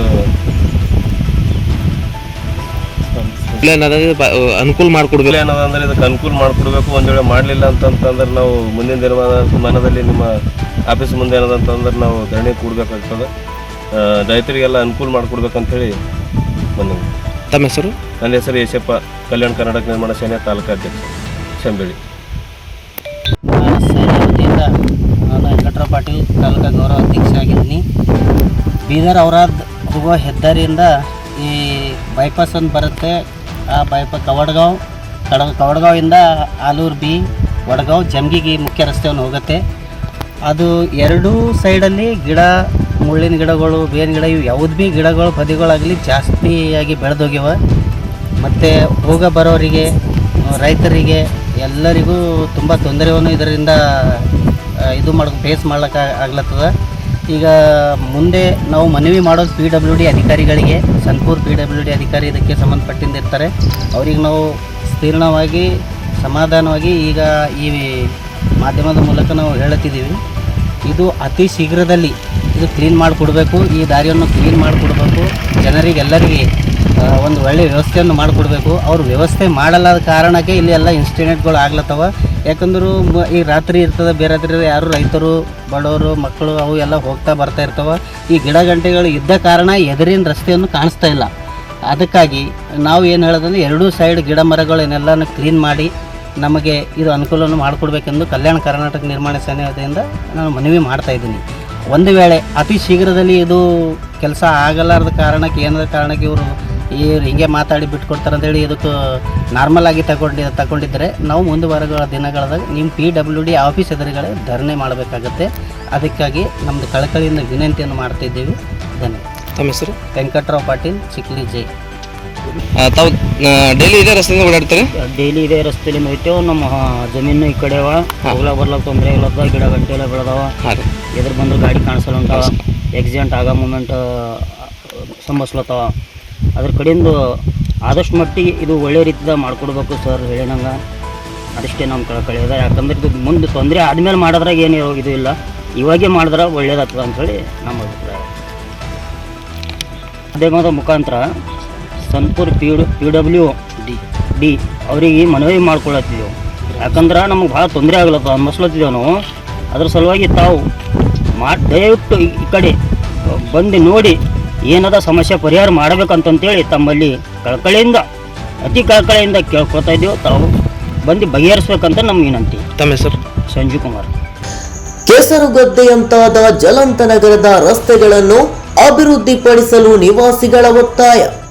ಹೌದು, ಗದಗ ಜಿಲ್ಲೆಯ ಲಕ್ಷ್ಮೇಶ್ವರ ಪಟ್ಟಣದ ಪುರಸಭೆಯ 7ನೆಯ ವಾರ್ಡಿನ ವ್ಯಾಪ್ತಿಗೆ ಬರುವ ಜಲಂತ ನಗರದಲ್ಲಿ ಇರುವ ಎಲ್ಲ ರಸ್ತೆಗಳು ಅಭಿವೃದ್ಧಿ ಕಾಣದೆ ಎಲ್ಲೆಂದರಲ್ಲೇ ನೀರು ನಿಂತು ರಸ್ತೆ ಎನ್ನುವುದು ಕೆಸರುಗದ್ದೆಯಂತಾಗಿದೆ ಮತ್ತು ಸೂಕ್ತ ಚರಂಡಿಗಳು ಇಲ್ಲದೆ ನಿವಾಸಿಗಳು ತುಂಬಾ ತೊಂದರೆಯನ್ನು ಅನುಭವಿಸುತ್ತಿದ್ದು, ಪುರಸಭೆಯ ಸದಸ್ಯರು ಮತ್ತು ಅಧಿಕಾರಿಗಳು ರಸ್ತೆಯನ್ನು ಅಭಿವೃದ್ಧಿಪಡಿಸಿ ಸೂಕ್ತ ಚರಂಡಿ ನಿರ್ಮಿಸಿಕೊಡಬೇಕೆಂದು ಜಲಂತ ನಗರದ ನಿವಾಸಿಗಳಾದ ಸೈಯದ್ ಮೀರಾನವರ, ಮೊಹಮ್ಮದ್ ಗೌಸ್ ಹುಲಗೂರು, ಸಿರಾಜ್ ಅಹಮದ್ ಸಂಶಿ, ಜಹಾಂಗೀರ್ ಸಾಬ್ ಬಳಿಗಾರ ಅವರು ಒತ್ತಾಯಿಸಿದ್ದಾರೆ. ವೀರಣ್ಣಾಡ್ಪಾದ್, NKST4 ನ್ಯೂಸ್, ಲಕ್ಷ್ಮೇಶ್ವರ. ಲಕ್ಷ್ಮೀ ದೇವಿಯ ಕಾರ್ತಿಕೋತ್ಸವವು ಸಂಭ್ರಮದಿಂದ ಜರುಗಿತು. ಲಕ್ಷ್ಮೇಶ್ವರ ಪಟ್ಟಣದ ಬಸ್ತಿ ಬೋಣದಲ್ಲಿ ಬರುವ ಚೆನ್ನಮ್ಮ ಕೊಟ್ರಯ್ಯ ಹೊಸಮಠ ಇವರ ಮನೆಯ ಹಿತ್ತಲಿನಲ್ಲಿ ನೆಲೆ ನಿಂತು ಶ್ರೀ ಲಕ್ಷ್ಮೀ ದೇವಿಯ ಕಾರ್ತಿಕೋತ್ಸವವು ಮಂಗಳವಾರ ಸಂಜೆ ಶ್ರದ್ಧಾ ಭಕ್ತಿಯಿಂದ ನೆರವೇರಿತು. ಲಕ್ಷ್ಮೀ ದೇವಿಗೆ ಕಾರ್ತಿಕೋತ್ಸವ ಕುರಿತು ಚೆನ್ನಮ್ಮ ಹೊಸಮಠ ಅವರು ಮಾತನಾಡಿದರು. ಈ ಸಮಯದಲ್ಲಿ ಶಿವಕುಮಾರ ಹೊಸಮಠ, ಸುವರ್ಣ ಹೊಸಮಠ, ಕುಮಾರ ಹೊಸಮಠ ಮತ್ತು ಓಣಿಯ ಮುಖಂಡರು, ಮಹಿಳೆಯರು ಕಾರ್ತಿಕೋತ್ಸವದಲ್ಲಿ ಪಾಲ್ಗೊಂಡು ಪ್ರಸಾದ ಸ್ವೀಕರಿಸಿದರು. Veeranna Hadpad, NKST4 news, Lakshmeshwar. ಈಗ ಅಮ್ಮನ ಬಗ್ಗೆ ನೋಡ್ರಿ, ನಾನು ಇನ್ನು ಸಣ್ಣಕ್ಕಿದ್ದಾಗ ಲಗ್ನ ಆಗಿ ಮನೆಗೆ ಬಂದೇನೆ. ಅವಾಗ ಒಂದು ಹಿತ್ತಲ್ದಾಗ ಏನೇನಿಲ್ಲದ ಒಂದು ಮುಳ್ಳಿನಾಗ ಇದ್ಲಿಕ್ಕೆ ಆಕೆ ನಿದ್ದಿಂದ ಬಳಕ ಮಾಸಿಗೊಮ್ಮೆ ಕಸ ಹೊಡೆದು ನೀರು ಹಾಕಿ ಆಕಿಗೆ ಏನ್ ಮಾಡಿದ ಅಡಿಗೆ ನೈವೇದ್ಯ ಮಾಡ್ತಿದ್ವಿ. ಇಷ್ಟ ದೀಪಾವಳಿಗೊಂದು ಸೀರೆ ಏರಿಸ್ತಿದ್ದೆ. ಆದ್ರೆ ಈಗ ಆಕಿ ಏನ ದುಡ್ದವ್ರಿಗೆ ಮಕ್ಕಳಿಗೆ, ನಮ್ಮ ಮಕ್ಕಳಿಗೆ ಕೈ ಹಿಡ್ದಾಳ, ಏನ್ ಅನುಕೂಲ ಕೊಟ್ಟಾಳ. ಈಗ ಇದನ್ನ ಮಾಡ್ಕೊಂತ ಹೊಂಟಾರ ಅವರು ವರ್ಷ. ಈಗ 4-5 ವರ್ಷ ಆಯ್ತು ಕಾರ್ತಿಕೋತ್ಸವ ಮಾಡಕತ್ತಿ. ಕಾರ್ತಿಕ ಇಷ್ಟ ಆತಮ್ಮ. ನಾನು ಮೊದಲಾಗಿದ್ದ ನಾವು ಮಾಡ್ತಿದ್ವಿ. ಎಷ್ಟು ಮಾಡ್ತಿದ್ವಿ, ಆಕಿನ ಇದು ನಮ್ಮ ಹಾರದ ತಕ್ಕಂಗ ಮಾಡಿ ಇಷ್ಟು ದೀಪ ಮುಡಿಸಿ ಎಡಕ ಬಲ್ಕಲ ಮಂಟಲು ಬಂದು ಹೋಗಿದ್ರು. ಇಷ್ಟ ಗೊತ್ತು. ಎಲ್ರು ಬರ್ತಿದ್ರು, ಬಂದು ಪೂಜೆ ಮಾಡಿ ಪೂಜೆ ಮಾಡೋ ಹೊತ್ನ್ಯಾಗ ಬರ್ತಾರಲ್ಲ, ಈಗ ಎಡಕ ಬಲ್ಕ ಇದ್ದವ್ರು ಬರ್ತಿದ್ರು. ನಾವು ಕರದ್ರು ಬರ್ತಿದ್ರು. ಬಂದ್ ಆಕಿನ ಶವ ಮಾಡಿ ಸಣ್ಣ ಮಾಡಿ ನಾವ್ ಏನ್ ಕೊಡ್ತೇವೆ, ಕೊಬ್ಬರಿ ಸುಣ್ಣ ಮರಿ ಕೊಟ್ಟ ತಗೊಂಡು ಹೋಗಿದ್ರು ತಮ್ಮ. ಈಗ 4-5 ವರ್ಷದಿಂದ ವಿಜೃಂಭಣೆಯಿಂದ ಕಾರ್ತಿಕ ಆಚರಣೆ 4-5 ವರ್ಷಲಿಂದ ಮಾಡ್ತೇವ್ ತಮ್ಮ. ವಿಜೃಂಭಣೆಯಿಂದ ಮಾಡತ್ತೀವಿ. ಮಾಡಾಕತ್ತೀವಿ. ಎಲ್ಲ ಅಮ್ಮನ ದಯ ಬಾಳ ಐತಿ. ಇನ್ನು ಮಕ್ಳು ಎಲ್ಲಾ ದುಡಿಯಾಕತ್ತಿದ್ರ, ಮತ್ ಹೊಳ್ಳಿ ಮೊಮ್ಮಕ್ಳು ದುಡಿಯಾಕತ್ಯಾರ. ಹಿಂಗಾಗಿ ಮತ್ ಅಕ್ಕಿ ಕೊಟ್ಟದ್ ಅಕ್ಕಿಗೆ ಯಾಕೆ ಮಾಡ್ಬಾರ್ದು ಅಂತ ಈ ಹಬ್ಬಕ್ಕೆ ದೀಪಾವಳಿ ಸೀರೆ ಏರ್ಸಿ ನಾವು ಅವತ್ ಲೇಡೀಸ್ ಹೊರಗೆ ಯಾರಿಗೆ ಕೊಡೋದಿಲ್ಲ. ಅವತ್ ನಾವು ಊಟ ಮಾಡ್ತೇವಿ. ಅವತ್ ನಮ್ಮ ಮನೆ ಪೂರ್ತಿಯಲ್ಲಿ ಮಾಡ್ಕೊಂಡಿರ್ತೀವಿ. ನೆನೆಸ್ತವ್ರ ಮನಸ್ಸಿನಾಗ ಇರ್ತಾಳ್ರಿ. ಆದ್ರೆ ಕೈ ಹಿಡ್ದವ್ರಿಗೆ ಮ್ಯಾಲೆ ಎತ್ತಿಟ್ಟು ನಡೆಸಾಳ ಹೊರತು ತಳಗ ಬೆಳೆಸಿಲ್ರಿ.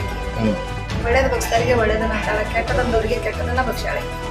ಆದ್ರೆ ಇವತ್ತಿನ ದಿನ ಇವತ್ತು ಮಾಡಾಕತ್ತಿದ್ದು ಮುಂದಕ್ಕೆ ಈ ದಿನ ಅನ್ನೋದ್ರಾಗ ಇನ್ನೊಂದ್ ಮೆಟ್ಲ ಮ್ಯಾಗ ಇರಸ್ಲಿ ಅನ್ನೋದಷ್ಟೇ ಬೇಡ್ಕೊಂತೇನೆ. ರಾಜ್ಯದ ಸಚಿವರು ಹಾಗೂ ವಾಲ್ಮೀಕಿ ಸಮುದಾಯದ ಪ್ರಭಾವಿ ಮುಖಂಡರಾದ ಸತೀಶ್ ಜಾರಕಿಹೊಳಿಯನ್ನ ಅವಚ್ಚ ಶಬ್ದಗಳಿಂದ ಅವಮಾನವಾಗಿ ನಿಂದಿಸಿದ್ದು ಅತಿ ಶೀಘ್ರದಲ್ಲಿ ಅವರನ್ನ ಬಂಧಿಸಬೇಕೆಂದು ಪರಿಶಿಷ್ಟ ಪಂಗಡದ ವಿಭಾಗದ ಕೆಪಿಸಿಸಿ ರಾಜ್ಯ ಪ್ರಧಾನ ಕಾರ್ಯದರ್ಶಿ ರಾಮಸಾಗರ ಮಂಜಣ್ಣ ಆಗ್ರಹಿಸಿದ್ದಾರೆ. ನಾಯಕನಹಟ್ಟಿ ಪಟ್ಟಣದಲ್ಲಿ ಪೊಲೀಸ್ ಠಾಣೆಯಲ್ಲಿ ದೂರು ಸಲ್ಲಿಸಿದ್ದಾರೆ. ಹೌದು, ಮೋಹಿತ್ ನರಸಿಂಹಮೂರ್ತಿ ಎಂಬುವರು ಸತೀಶ್ ಜಾರಕಿಹೊಳಿ ಅವರು ದಲಿತರ, ವಾಲ್ಮೀಕಿ ಸಮುದಾಯದ ಪ್ರಭಾವಿ ಹಾಗೂ ಅಹಿಂದ ವರ್ಗಗಳ ಮುಖಂಡರು ಕರ್ನಾಟಕ ಸರ್ಕಾರದ ಲೋಕೋಪಯೋಗಿ ಸಚಿವರ ಬಗ್ಗೆ ವಿಡಿಯೋದಲ್ಲಿ ಅನೇಕ ಕೆಟ್ಟ ಶಬ್ದಗಳಲ್ಲಿ ನಿಂದಿಸುವುದು ಖಂಡನೀಯ ಹಾಗೂ ಇವನ ವಿರುದ್ಧ ದೂರು ದಾಖಲಿಸಿಕೊಂಡು ಕೂಡಲೇ ಬಂಧಿಸಬೇಕು. ಇವನ ಹಿಂದಿರುವ ಷಡ್ಯಂತ್ರ ಬಗ್ಗೆ ಸೂಕ್ತ ಸಂಪೂರ್ಣ ತನಿಖೆ ಮಾಡಿ ತಪ್ಪಿತಸ್ಥರನ್ನ ಕಠಿಣ ಶಿಕ್ಷೆಗೆ ಒಳಪಡಿಸಬೇಕೆಂದು ತಮಗೆ ದೂರು ಕೊಡುವುದರ ಮೂಲಕ ಕೇಳಿಕೊಳ್ತಿದೆ ಎಂದು ರಾಮಸಾಗರ ಮಂಜಣ್ಣ ಅವರು ಹೇಳಿದ್ದಾರೆ. ಈ ಸಂದರ್ಭದಲ್ಲಿ ರಾಮಸಾಗರ ಮಂಜಣ್ಣ, ರೇಕಲ್ಗೇರಿ ತಿಪ್ಪೇಶ್, ಮಲ್ಲೂರಹಳ್ಳಿ ನಾಗರಾಜ್ ಹಾಗೂ ಗ್ರಾಮ ಪಂಚಾಯತಿ ಸದಸ್ಯ ವೀರೇಶ್ ಸೇರಿದಂತೆ ಅನೇಕರು ಉಪಸ್ಥಿತರಿದ್ದರು. ಹರೀಶ್, ನಾಯಕನಹಟ್ಟಿ, NKST4 ಚಿತ್ರದುರ್ಗ. ರಾಜ್ಯದ ಪ್ರಭಾವಿ ನಾಯಕರಲ್ಲಿ ಒಬ್ಬರಾಗಿರತಕ್ಕಂಥ ನಮ್ಮ ವಾಲ್ಮೀಕಿ ಸಮುದಾಯದ ಪ್ರಮುಖ ಮತ್ತು ಕರ್ನಾಟಕ ಸರ್ಕಾರದ ಲೋಕೋಪಯೋಗಿ ಸಚಿವರಾಗಿರ್ತಕ್ಕಂಥ ಸನ್ಮಾನ್ಯ ಜಾರಕಿಹೊಳಿ ಸಾಹೇಬರನ್ನು ಕೆಲವು ಒಬ್ಬ ಅಮಾದಾಯ ವ್ಯಕ್ತಿ ವಿಡಿಯೋ ಮಾಡುವ ಮೂಲಕ ಅವಹೇಳನಕಾರಿ ಹೇಳಿಕೆಯನ್ನು ಕೊಟ್ಟು ನಮಗೆ ನೋವುಂಟು ಮಾಡಿದ್ದಾರೆ.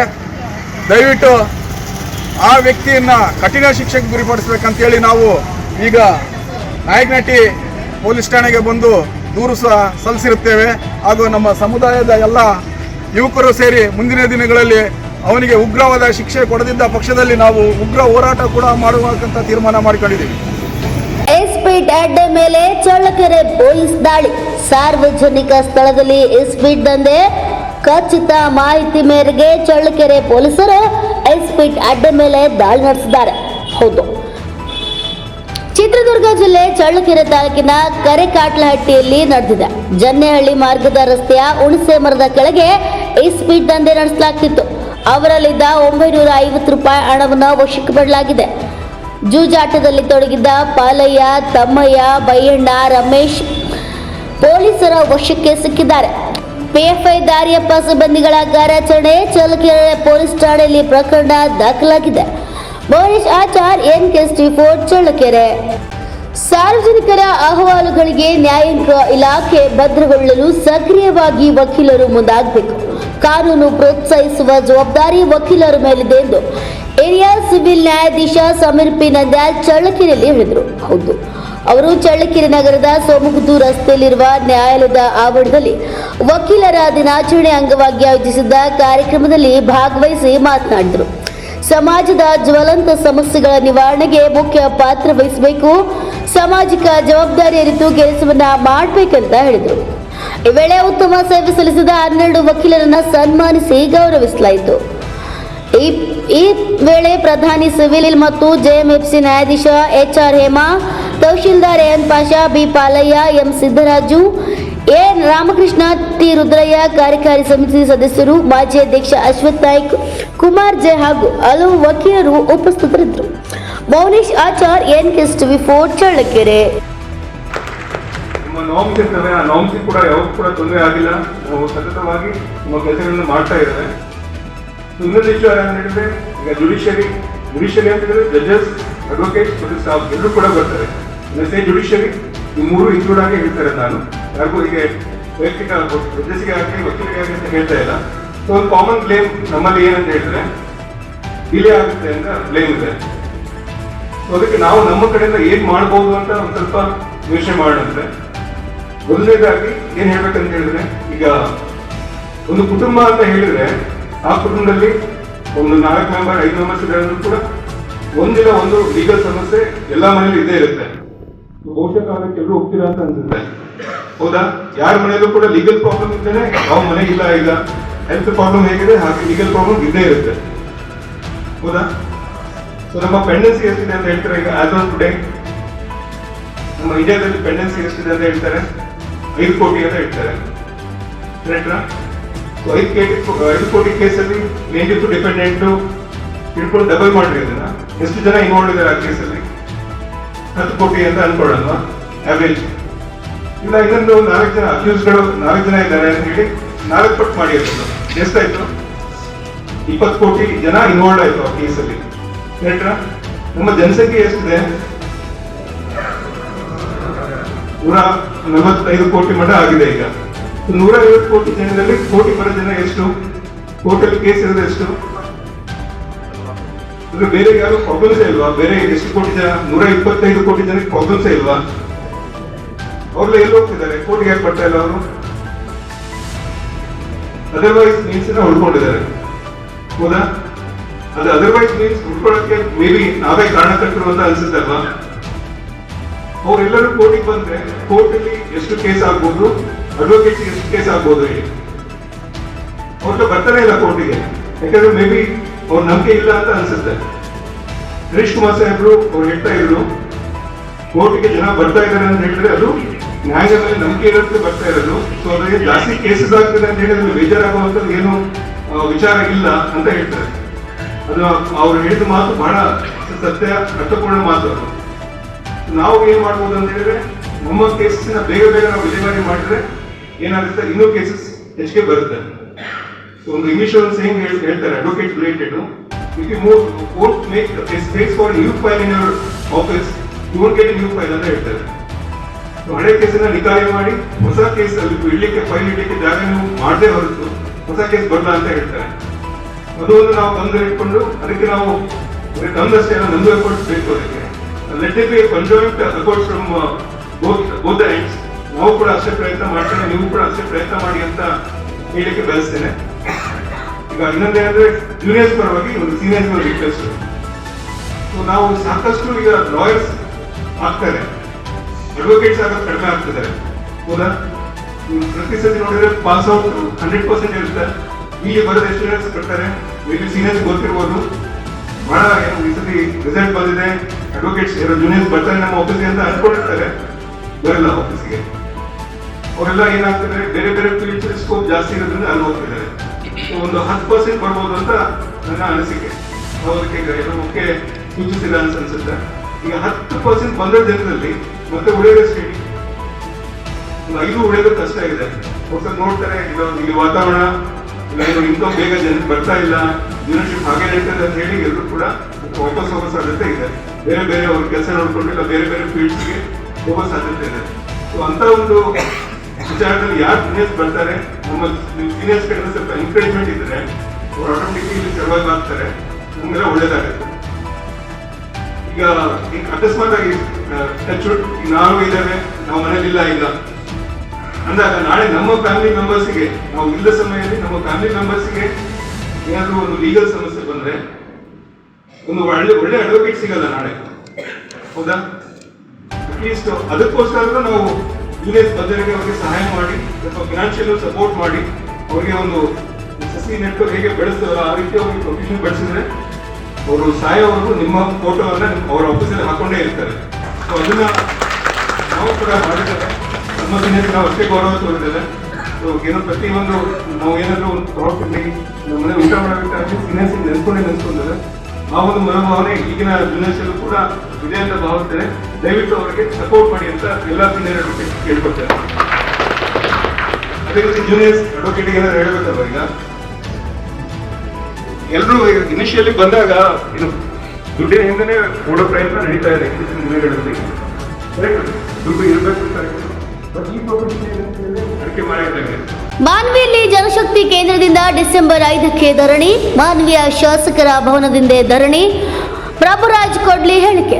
ಹೌದು, ಮಾನ್ವಿ ವಿಧಾನಸಭಾ ಕ್ಷೇತ್ರದ ಅಭಿವೃದ್ಧಿಯಾಗಿ ಬಿಡುಗಡೆಯಾದ ಅನುದಾನ ದುರ್ಬಳಕೆ ಮಾಡಿಕೊಳ್ಳುತ್ತಿರುವ ನಿರ್ಮಿತಿ ಕೇಂದ್ರ, ಕೆಆರ್ಡಿಎಲ್ ಲೋಕೋಪಯೋಗಿ ಇಲಾಖೆ ಮತ್ತು ಜಿಲ್ಲಾ ಪಂಚಾಯತ್ ಎಂಜಿನಿಯರಿಂಗ್ ಇಲಾಖೆ ವಿರುದ್ಧ ಡಿಸೆಂಬರ್ 5ರಂದು ಶಾಸಕರ ಭವನದ ಮುಂದೆ ಧರಣಿ ಹಮ್ಮಿಕೊಳ್ಳಲಾಗಿದೆ ಎಂದು ಜನಶಕ್ತಿ ಕೇಂದ್ರದ ಅಧ್ಯಕ್ಷ ಪ್ರಭುರಾಜ್ ಕೊಡ್ಲಿ ಅವರು ತಿಳಿಸಿದರು. ರಾಯಚೂರು ಜಿಲ್ಲೆಯ ಮಾನ್ವಿ ಪಟ್ಟಣದ ಪ್ರವಾಸಿ ಮಂದಿರದಲ್ಲಿ ಸುದ್ದಿಗೋಷ್ಠಿಯಲ್ಲಿ ಮಾತನಾಡಿದ ಅವರು, ಅಂಗನವಾಡಿ ಕೇಂದ್ರಗಳಿಗೆ ಆಹಾರ ಪದಾರ್ಥಗಳನ್ನು ಸಮರ್ಪಕವಾಗಿ ಹಾಗೂ ಮಕ್ಕಳ ಸಂಖ್ಯೆಗೆ ಅನುಗುಣವಾಗಿ ಸರಬರಾಜು ಮಾಡಬೇಕು ಮತ್ತು ಹಣ ದುರ್ಬಳಕೆಯಾಗದಂತೆ ತಡೆಯಬೇಕು.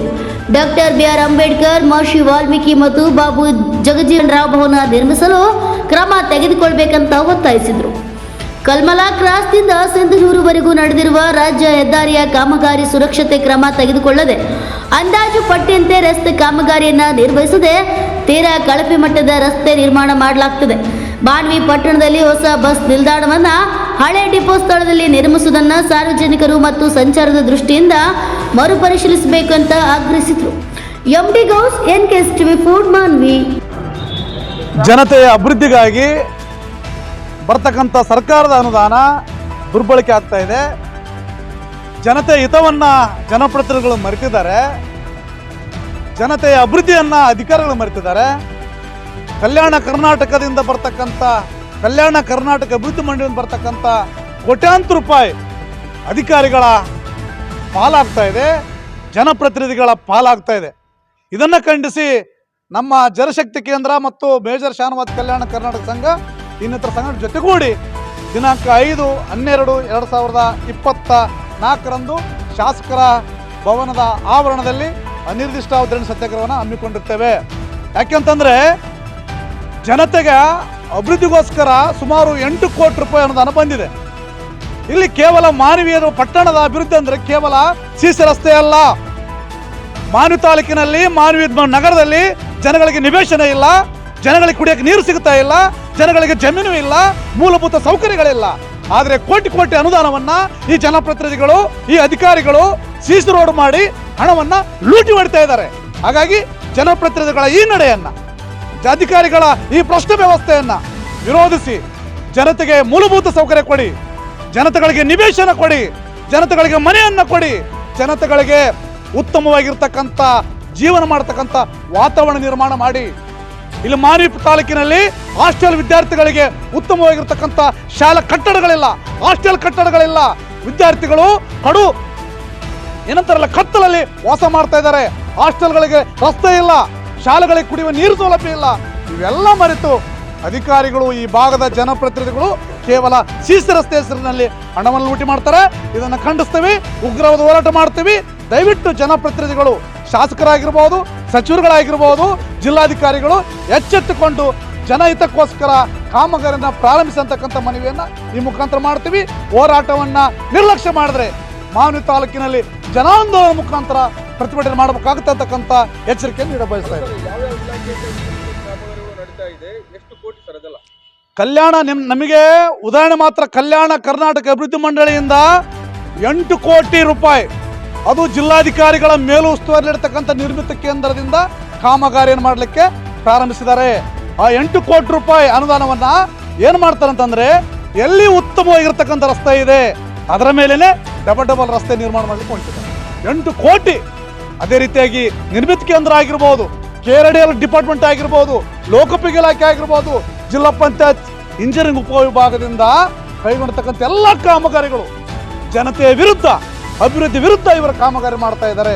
ಹಾಗಾಗಿ ಈ ಎಲ್ಲ ಅನುದಾನವನ್ನು ಜನತೆ ಇದ್ದ ದೃಷ್ಟಿಯಿಂದ ಅಭಿವೃದ್ಧಿ ನಿಟ್ಟಿನಲ್ಲಿ ಕ್ರಮ ತೆಗೆದುಕೊಳ್ಳತಕ್ಕಂಥ ಬೇಡಿಕೆ ಇಟ್ಕೊಂಡು ಹೋರಾಟ ಮಾಡ್ತಾ ಇದ್ದಾರೆ. ಸರ್, ಹಿಂಗಾದ್ರೆ ಮತ್ತೆ ಹೆಂಗ ಸರ್ ಅಭಿವೃದ್ಧಿ ಮಾನವಿ ಹೊಂದುತ್ತಾ ಇಲ್ವಾ, ಅಥವಾ ಏನಾದರೂ ಬರೀ ಲೂಟಿ ಮಾಡೋದು ಒಂದು ಮಾನವಿ ವಿಧಾನಸಭೆ ತರ ಸರ್? ಅಭಿವೃದ್ಧಿ ಹೆಸರು ಮೇಲೆ ಲೂಟಿ ಮಾಡೋದೇ ಕೆಲಸ ಮಾನವಿಯಲ್ಲಿ ನಡೀತಿದೆ. ಸುಮಾರು ವರ್ಷಗಳಿಂದ ಎಷ್ಟೋ ಜನಪ್ರಿಯ ಶಾಸಕರು ಬಂದರು, ಆಮೇಲೆ ಸುಮಾರು ಪಕ್ಷಗಳಿಂದ MLA ಆದರೂ ಇದು ಹೆಸರು ಹೇಳ್ಕೊಂಡೇ ದುರ್ಬಳಕೆ ಮಾಡ್ಕೊಂತ ಇದ್ದಾರೆ. ಅಭಿವೃದ್ಧಿ ಹೊಂದಿಲ್ಲ ಸರ್, ಯಾವ್ದು ಹೊಂದಿಲ್ರಿ ಮಾನವಿಯಲ್ಲಿ. ಮತ್ತೆ KKRD ಅನುದಾನ ಸರ್ಕಾರ ಕೊಡ್ತಕ್ಕಂಥ ಅನುದಾನ ಯಾರು ಪಾಲಾಗ್ತಿದೆಯಲ್ಲ, ಇದು ಅಧಿಕಾರಿಗಳು ಹೆಸರು ಮೇಲೆ ಅಧಿಕಾರಿಗಳು ಪಾಲಾಗ್ತಾ ಇದೆ. ಹೌದಾ? ಮತ್ತೆ ಹಿಂಗಾದ್ರೆ ಹೆಂಗ ಸರ್ ಅಭಿವೃದ್ಧಿ ಹೊಂದದೆ? ಅವಾಗ ಮಾನ್ಯ ವಿಧಾನಸಭಾ ಕ್ಷೇತ್ರದ ಈ ಜನರು ಡೆವಲಪ್ ಆಗದೆ, ಅವಾಗ ವೈಚಾರಿಕತೆಯಿಂದ ಬದುಕದೆ ಯಾವಾಗ ಸರ್? ಮಾನವ ಜನರು ಪರದಾಟ ಆಡ್ಕೊಂತಾನೆ ಇರಬೇಕು. ಜೀವನ ಪರಿ ಯಾವುದು ಅಭಿವೃದ್ಧಿ ಆಗಲ್ಲ. ಜೀವನ ಪರಿ ಇದೇ ಗೋಳು, ಇದೇ ಸಂಚಾರ. ಇದಕ್ಕೆಲ್ಲ ಕಾರಣಗಳು ಯಾರು ಸರ್? ಜನಪ್ರತಿನಿಧಿಗಳು ಏನ್ ಮಾಡ್ತಾರೆ ಸರ್? ಜನಪ್ರತಿನಿಧಿಗಳು, ಅಧಿಕಾರಿಗಳು ಇಬ್ಬರು ಶಾಮೀಲಾಗಿ ಲೂಟಿ ಮಾಡ್ತಾ ಇದ್ದಾರೆ. ಯಾರು ಸರ್ ಈ ಮಾನ್ಯ ಕ್ಷೇತ್ರದ ಶಾಸಕರು ಯಾರಿದ್ದಾರೆ? ಎಲ್ಲರೂ ಬಂದ್ರು ಸರ್. ಶಾಸಕರು ಯಾರಿದ್ದಾರೆ? ಹಂಪೈ ಸೌಕರ್ ಅವರು. ಮತ್ತೆ ಅವ್ರಿಗೆ ಮುಂದೆ ನೀವು ಜವಾಬ್ದಾರಿ ಸುಮಾರು ವರ್ಷದಿಂದ ಮನವಿ ಕೊಟ್ಕೊಂತಾನೆ ಬಂದಿರಿ, ಅದೇ ಕೆಲಸ ಮಾಡ್ತಾ ಇದ್ದಾರೆ. ಏನಂತ ಯಾವ ರೀತಿ ಸರ್ ಕೆಲಸ ಇದೆ? ರೋಡ್ ಮೇಲೆ ರೋಡ್ ಹಾಕೊಳ್ಳೋದು, ಬೇಕಂತ ಉದ್ದೇಶಪೂರ್ವಕವಾಗಿ ರಸ್ತೆ ನಿರ್ಮಾಣ ಮಾಡ್ಬೇಕಂತ ಹೇಳ್ತಾರೆ. 800 ಮೀಟರ್ ಅಂತ ಹೇಳಿ ಇಲ್ಲಿಂದ ಬಸ್ ವೃತ್ತಲ್ಲಿಂದ ಹಿಡಿದು ಪೊಲೀಸ್ ಕಚೇರಿ ಠಾಣೆ ತನ ರಸ್ತೆ ನಿರ್ಮಾಣ ಮಾಡ್ತಾ ಇದ್ದಾರೆ. ಅದು ಎಸ್ಟಿಮೇಷನ್ ಕಾಪಿಯಲ್ಲಿ ಪುರಸಭೆ ತನ ಇದೆ, ಅದು ಅಲ್ಲಿ ತನ ಮಾಡ್ತಾ ಇಲ್ಲ. ಮಧ್ಯಕ್ಕೆ ಅಲ್ಲಿಗೆ ಸ್ಟಾಪ್ ಮಾಡ್ತಾ ಇದ್ದಾರೆ. ಯಾರು ಸರ್ ಅದಕ್ಕೆಲ್ಲ ಈ ರೀತಿ ಯಾರು ಹಿಡಿದಾರೆ? ಇದೆಲ್ಲ ಯಾಕೆ ಆತರ ಮಾಡ್ತಾರೆ? ಅವ್ರು ಬೇಕಿದ್ದವರಿಗೆ ಗುತ್ತಿದಾರಿಗೆ ಅವ್ರಿಗೆ ಒಪ್ಪಿಸಿ ಇದೆಲ್ಲ ಕೆಲಸ ನಿರ್ಮಾಣ ಮಾಡ್ತಾ ಇದ್ದಾರೆ ಸರ್. ಮತ್ತೆ ಹಿಂಗಾದ್ರೆ ಹೆಂಗ್ ಸರ್? ಮತ್ತೆ ಇಲ್ಲಿ ಯಾರು ಹೋರಾಟ ಮಾಡ್ತೀವಿ ಸರ್ ಮುಂದಿನ ದಿವಸದಲ್ಲಿ? ಯಾವಾಗ ಸರ್ ಹೋರಾಟ? ಈಗ ಬುಧವಾರ ದಿವಸ ಹಮ್ಮಿಕೊಂಡುಕೊಂಡಿದ್ದೀವಿ ಸರ್. ಅಲ್ಲ ಸರ್, ಈ ರೀತಿ ಇದಾದ್ರಿಗಿನ ನಿಮ್ಮ ಈ ಹೋರಾಟಕ್ಕೆ ಏನು ನ್ಯಾಯ ಸಿಗ್ತದೋ ಇಲ್ವೋ? ಅದೇ ಇದೇ ರೀತಿ ಆದ್ರಿಗಿನ ಮಾನವೀಯ ಎಂಬುದು ಏನು ಸರ್? ಎಲ್ಲ ಲೂಟಿ ಕಾರಣ ಆಗ್ತಾ ಇದ್ದಾನೆ ಇದೆಲ್ಲ. ಈ ಹೋರಾಟ ಮುಂದುವರಿಸ್ತೀವಿ ಸರ್. ಆ ಹೋರಾಟದಲ್ಲಿ ಏನು ಅನುಕೂಲ ಆಗ್ತದೆ ನೋಡೋಣ. ಇರ್ತಕ್ಕಂಥ ಸಚಿವರುಗಳು, ಜನಪ್ರತಿನಿಧಿಗಳು ಸರ್ಕಾರದ ಕಡೆಯಿಂದ ಕೋಟಿ ಕೋಟಿ ಅನುದಾನವನ್ನು ಮಂಜೂರು ಮಾಡಿಸ್ಕೊಂಡು ಬರ್ತಾ ಇದ್ದಾರೆ.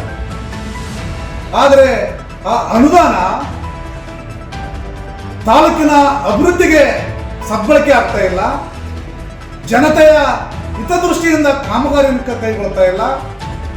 ಇಲ್ಲಿ ಅಭಿವೃದ್ಧಿ ಹೆಸರಿನಲ್ಲಿ, ಜನತೆಯ ಹೆಸರಿನಲ್ಲಿ ಕೋಟಿ ಕೋಟಿ ಅನುದಾನವನ್ನು ದುರ್ಬಳಕೆಯನ್ನು ವಿರೋಧಿಸಿ ಅಧಿಕಾರಿಗಳ ಮೇಲೆ ಕಠಿಣ ಕ್ರಮಕ್ಕೆ ಒತ್ತಾಯಿಸಿ ನಮ್ಮ ಜನಶಕ್ತಿ ಕೇಂದ್ರ, ನಮ್ಮ ಸಮಾನ ಮನಸ್ಕರ ಸಂಘಟನೆಗಳ ಬೆಂಬಲದೊಂದಿಗೆ ದಿನಾಂಕ 5/12/2024ರಿಂದ ಅನಿರ್ದಿಷ್ಟಾವಧಿ ಧರಣಿ ಸತ್ಯಾಗ್ರಹವನ್ನು ಹಮ್ಮಿಕೊಳ್ತಾ ಇದೆ.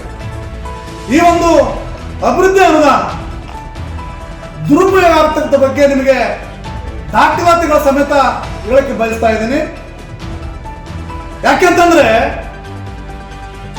ನಮ್ಮ ತಾಲೂಕಿನ ಅಭಿವೃದ್ಧಿ, ಜನತೆಯ ಹಿತವನ್ನು ಕಾಯ್ತಕ್ಕಂಥ ಅಧಿಕಾರಿಗಳು ಲೂಟಿ ಹೊಡೆದಲ್ಲೇ ಮಗ್ನರಾಗಿದ್ದಾರೆ, ಹೊಂಚು ಹಾಕಿಕೊಂಡು ಕೂತ್ಕೊಂಡಿದ್ದಾರೆ, ಸಂಚಲನ ರೂಪಿಸ್ತಾ ಇದ್ದಾರೆ. ಉದಾಹರಣೆಗೆ ಕಲ್ಯಾಣ ಕರ್ನಾಟಕ ಪ್ರದೇಶ ಅಭಿವೃದ್ಧಿ ಮಂಡಳಿ 2024-25 ಅನುದಾನದಲ್ಲಿ ಸುಮಾರು 8 ಕೋಟಿ ರೂಪಾಯಿ ಅನುದಾನ ನಮ್ಮ ಮಾನ್ವಿ ಪಟ್ಟಣಕ್ಕೆ ಮಂಜೂರಾಗಿದೆ. ಈ ಮಾನ್ವಿ ಪಟ್ಟಣಕ್ಕೆ ಮಂಜೂರಾಗಿರ್ತಕ್ಕಂಥ ಅನುದಾನ ಕೇವಲ ಸಿಸಿ ರಸ್ತೆ ಹೆಸರಿನಲ್ಲಿ ಲೂಟಿ ಹೊಡಲಿಕ್ಕೆ ಹೊಂಚಾಕಿ ಕೂತ್ಕೊಂಡಿದ್ದಾರೆ. ಒಂದು ಉದಾಹರಣೆ ನಿಮಗೆ ಹೇಳಕ್ ಬಯಸ್ತಾ ಇದ್ದೀನಿ. ಒಂದು ಪತ್ರಿಕಾಗೋಷ್ಠಿಯಲ್ಲಿ 2024-25 ಸಾಲಿನ ಮೈಕ್ರೋ ಕ್ರಿಯಾ ಯೋಜನೆ ಮಂಜೂರಾದ ಅನುದಾನ 8 ಕೋಟಿ ರೂಪಾಯಿ. ಇಲ್ಲಿ ಕ್ರಮ ಸಂಖ್ಯೆ, ಕ್ರಿಯಾ ಯೋಜನೆ ಕ್ರಮ ಸಂಖ್ಯೆ 4 ಮಾನ್ವಿ ಪಟ್ಟಣದ ವಾರ್ಡ್ ನಂಬರ್ 21ರಲ್ಲಿ ಪಂಪಪತಿ ಸೌಕರ್ಯ ಮನೆಯಿಂದ ಅಂಬಾದೇವಿ ದೇವಸ್ಥಾನದವರೆಗೆ ಸಿಸಿ ರಸ್ತೆ ನಿರ್ಮಾಣ 35 ಲಕ್ಷ. ಇದು SCP ಅನುದಾನ ಕ್ರಮ ಸಂಖ್ಯೆ 4. ಮತ್ತೆ ಇದೇ ದಾರಿಗೆ, ಇದೇ ಕಾಮಗಾರಿಗೆ, ಇದೇ ರಸ್ತೆಗೆ ಸಾಮಾನ್ಯ ಅನುದಾನದಲ್ಲಿ ಈ ಕ್ರಿಯಾ ಯೋಜನೆ ಕ್ರಮ ಸಂಖ್ಯೆ 10ರಲ್ಲಿ ಮತ್ತೆ ಹೇಳ್ತಾರೆ, ಮಾನ್ವಿ ಪಟ್ಟಣದ ವಾರ್ಡ್ ನಂಬರ್ 21ರಲ್ಲಿ ಪಂಪಪತಿ ಸೌಕರ್ಯ ಮನೆಯಿಂದ ಅಂಬಾದೇವಿ ದೇವಸ್ಥಾನದವರೆಗೆ ಸಿಸಿ ರಸ್ತೆ. ಪೊಲೀಸ್ ಠಾಣೆ ಸಮೀಪದಲ್ಲಿಯೇ ರಿಯಲ್ ಎಸ್ಟೇಟ್ ಉದ್ಯಮಿಯ ಹತ್ಯೆ. ದುಷ್ಕರ್ಮಿಗಳು ಮನೆಗೆ ನುಗ್ಗಿ ಮಾರಕಾಸ್ತ್ರಗಳಿಂದ ಹತ್ಯೆ ಮಾಡಿ ಪರಾರಿ. ಹೌದು, ಕಳೆದ ದಿನ ದುಷ್ಕರ್ಮಿಗಳ ತಂಡವೊಂದು ಮನೆಯೊಳಗೆ ನುಗ್ಗಿ ಚೆಕ್ಕ ರಿಯಲ್ ಎಸ್ಟೇಟ್ ಉದ್ಯಮಿಯನ್ನ ಹತ್ಯೆ ಮಾಡಿ ಪರಾರಿಯಾಗಿದ್ದಾರೆ. ಪೊಲೀಸ್ ಠಾಣೆಯ ಕೂಗಳತೆಯ ದೂರದಲ್ಲಿ ಈ ಘಟನೆ ನಡೆದಿದ್ದು ಸ್ಥಳೀಯ ಜನತೆ ಈ ಘಟನೆಯಿಂದ ಬೆಚ್ಚಿ ಬಿದ್ದಿದ್ದಾರೆ. ಎಸ್, ಈ ಫೋಟೋದಲ್ಲಿ ಕಾಣುತ್ತಿರುವ ವ್ಯಕ್ತಿಯೇ ಹತ್ಯೆಗೀಡಾದ ವ್ಯಕ್ತಿಯಾಗಿದ್ದು ಈತನ ಹೆಸರು ಗಿರೀಶ ರಾಮನಗೌಡ, ವಯಸ್ಸು 43 ವರ್ಷ. ಧಾರವಾಡ ಜಿಲ್ಲೆಯ ಗರಗ ಗ್ರಾಮದ ನಿವಾಸಿಯಾಗಿದ್ದರು. ಗರಗ ಪೊಲೀಸ್ ಠಾಣಾ ವ್ಯಾಪ್ತಿಯ ಕೇವಲ 100 ಮೀಟರ್ ಅಂತರದಲ್ಲಿಯೇ ಬಾಡಿಗೆ ಮನೆಯಲ್ಲಿ ವಾಸವಾಗಿದ್ದ. ಮುಂಜಾನೆ ಗರಗ ಗ್ರಾಮದ ಮಡಿವಾಜನ ಮಠಕ್ಕೆ ತೆರಳಿ ದರ್ಶನ ಪಡೆದುಕೊಂಡು ಮಧ್ಯಾಹ್ನದ ನಂತರ ಮನೆಯಲ್ಲಿ ರೆಸ್ಟ್ ಮಾಡ್ತಿದ್ರು. ಈ ವೇಳೆ ಮಕ್ಕಳು ಶಾಲೆಗೆ ತೆರಳಿದ್ರು. ಯಾರು ಇಲ್ಲದ ಸಮಯ ನೋಡಿಕೊಂಡು ಬಂದ ದುಷ್ಕರ್ಮಿಗಳ ತಂಡ ಆಡಹಗಲೇ ಮನೆಯೊಳಗೆ ನುಗ್ಗಿ ಗಿರೀಶ್ ರಾಮನಗೌಡರ ಮೇಲೆ ಮಾರಕಾಸ್ತ್ರಗಳಿಂದ ಅಟ್ಯಾಕ್ ಮಾಡಿ ಕೊಲೆ ಮಾಡಿ ಪರಾರಿಯಾಗಿದ್ದಾರೆ. ಇನ್ನು ಮಗಳು ಶಾಲೆಯಿಂದ ಮನೆಗೆ ಬಂದ ಬಳಿಕ ತಂದೆ ಗಿರೀಶ್ ಹತ್ಯೆಯ ವಿಷಯ ಬೆಳಕಿಗೆ ಬಂದಿದೆ. ರಕ್ತದ ಮಡುವಿನಲ್ಲಿ ಬಿದ್ದ ತಂದೆಯ ಶವ ನೋಡಿದ ಮಗಳು ಕುಟುಂಬಸ್ಥರಿಗೆ ಕರೆ ಮಾಡಿ ಮಾಹಿತಿ ನೀಡಿದ್ದಾಳೆ. ಕೂಡಲೇ ಸ್ಥಳಕ್ಕೆ ಬಂದು ನೋಡುವಷ್ಟರಲ್ಲಿ ಮನೆಯ ಯಜಮಾನ ರಕ್ತದ ಮಡುವಿನಲ್ಲಿಯೇ ಕೊನೆಯುಸಿರೆಳೆದಿದ್ದಾನೆ. ಕುಟುಂಬಸ್ಥರು ಗರಗ ಪೊಲೀಸ್ ಠಾಣೆಗೆ ಮಾಹಿತಿ ನೀಡಿದ್ದಾರೆ. ಇನ್ನು ಕುಟುಂಬಸ್ಥರ ಮಾಹಿತಿ ಮೇರೆಗೆ ಸ್ಥಳಕ್ಕೆ ಭೇಟಿ ನೀಡಿದ ಗರಗ ಠಾಣಾ ಪೊಲೀಸರು ಪರಿಶೀಲನೆ ಕೈಗೊಂಡಿದ್ದಾರೆ. ಕೊಲೆಯ ಮಾಹಿತಿ ಮೇರೆಗೆ ಸ್ಥಳಕ್ಕೆ ಜಿಲ್ಲಾ ಪೊಲೀಸ್ ವರಿಷ್ಠಾಧಿಕಾರಿ ಡಾಕ್ಟರ್ ಗೋಪಾಲ್ ಬ್ಯಾಕೋಡ್ ಕೂಡ ಭೇಟಿ ನೀಡಿ ಅಧಿಕಾರಿಗಳಿಂದ ಮಾಹಿತಿ ಕಲೆ ಹಾಕಿ ಹತ್ಯೆ ಮಾಡಿದ ದುಷ್ಕರ್ಮಿಗಳ ಬಂಧನಕ್ಕೆ ಬಲೆ ಬೀಸಿದ್ದಾರೆ. Santosh, NKS TV4 crime bureau, Dharwad.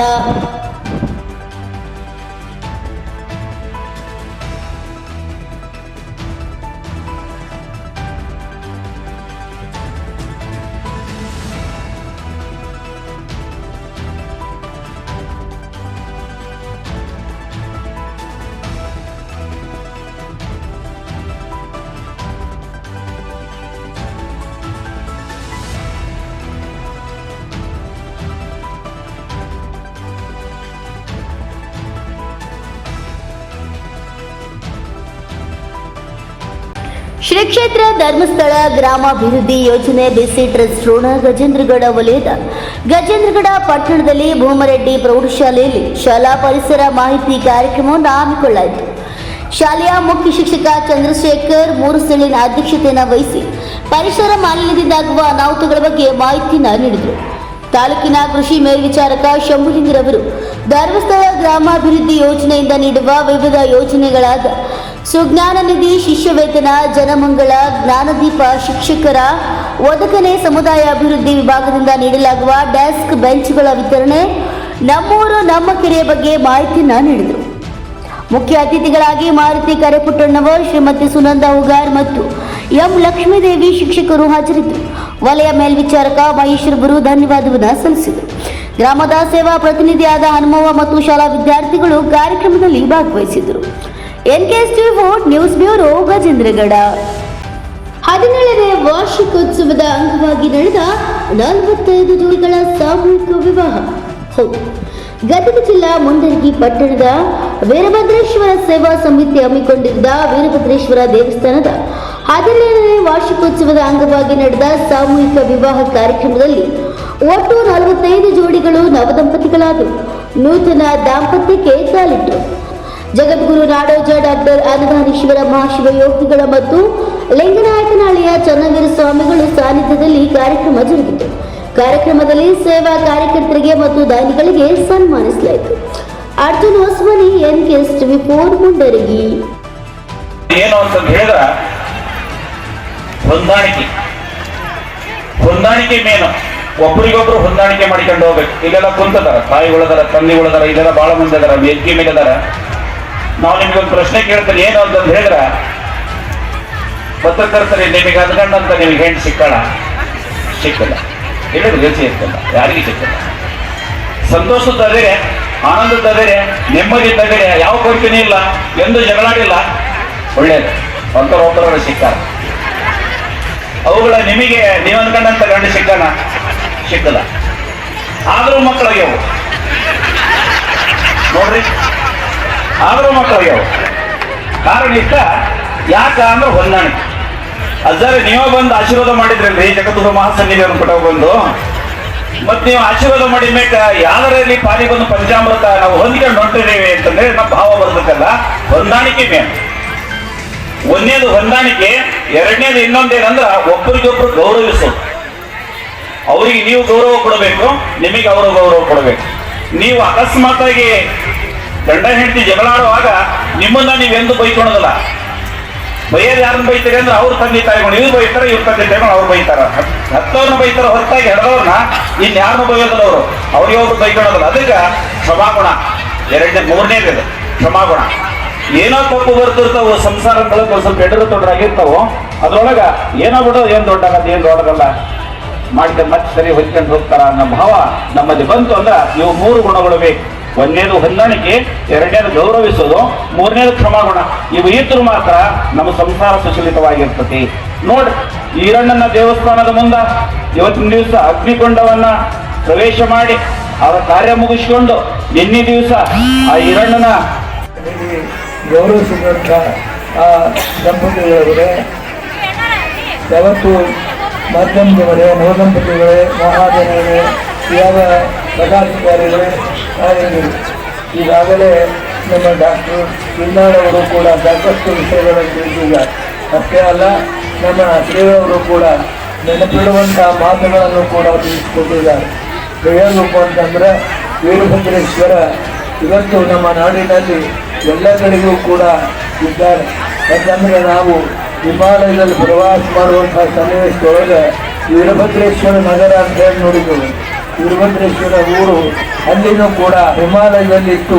ಆ ರೀತಿಯಲ್ಲಿ ನಮ್ಮ ನಾಡಿನ ಉಪಗರದಲ್ಲಿನೂ ಕೂಡ ವೀರಭದ್ರೇಶ್ವರ.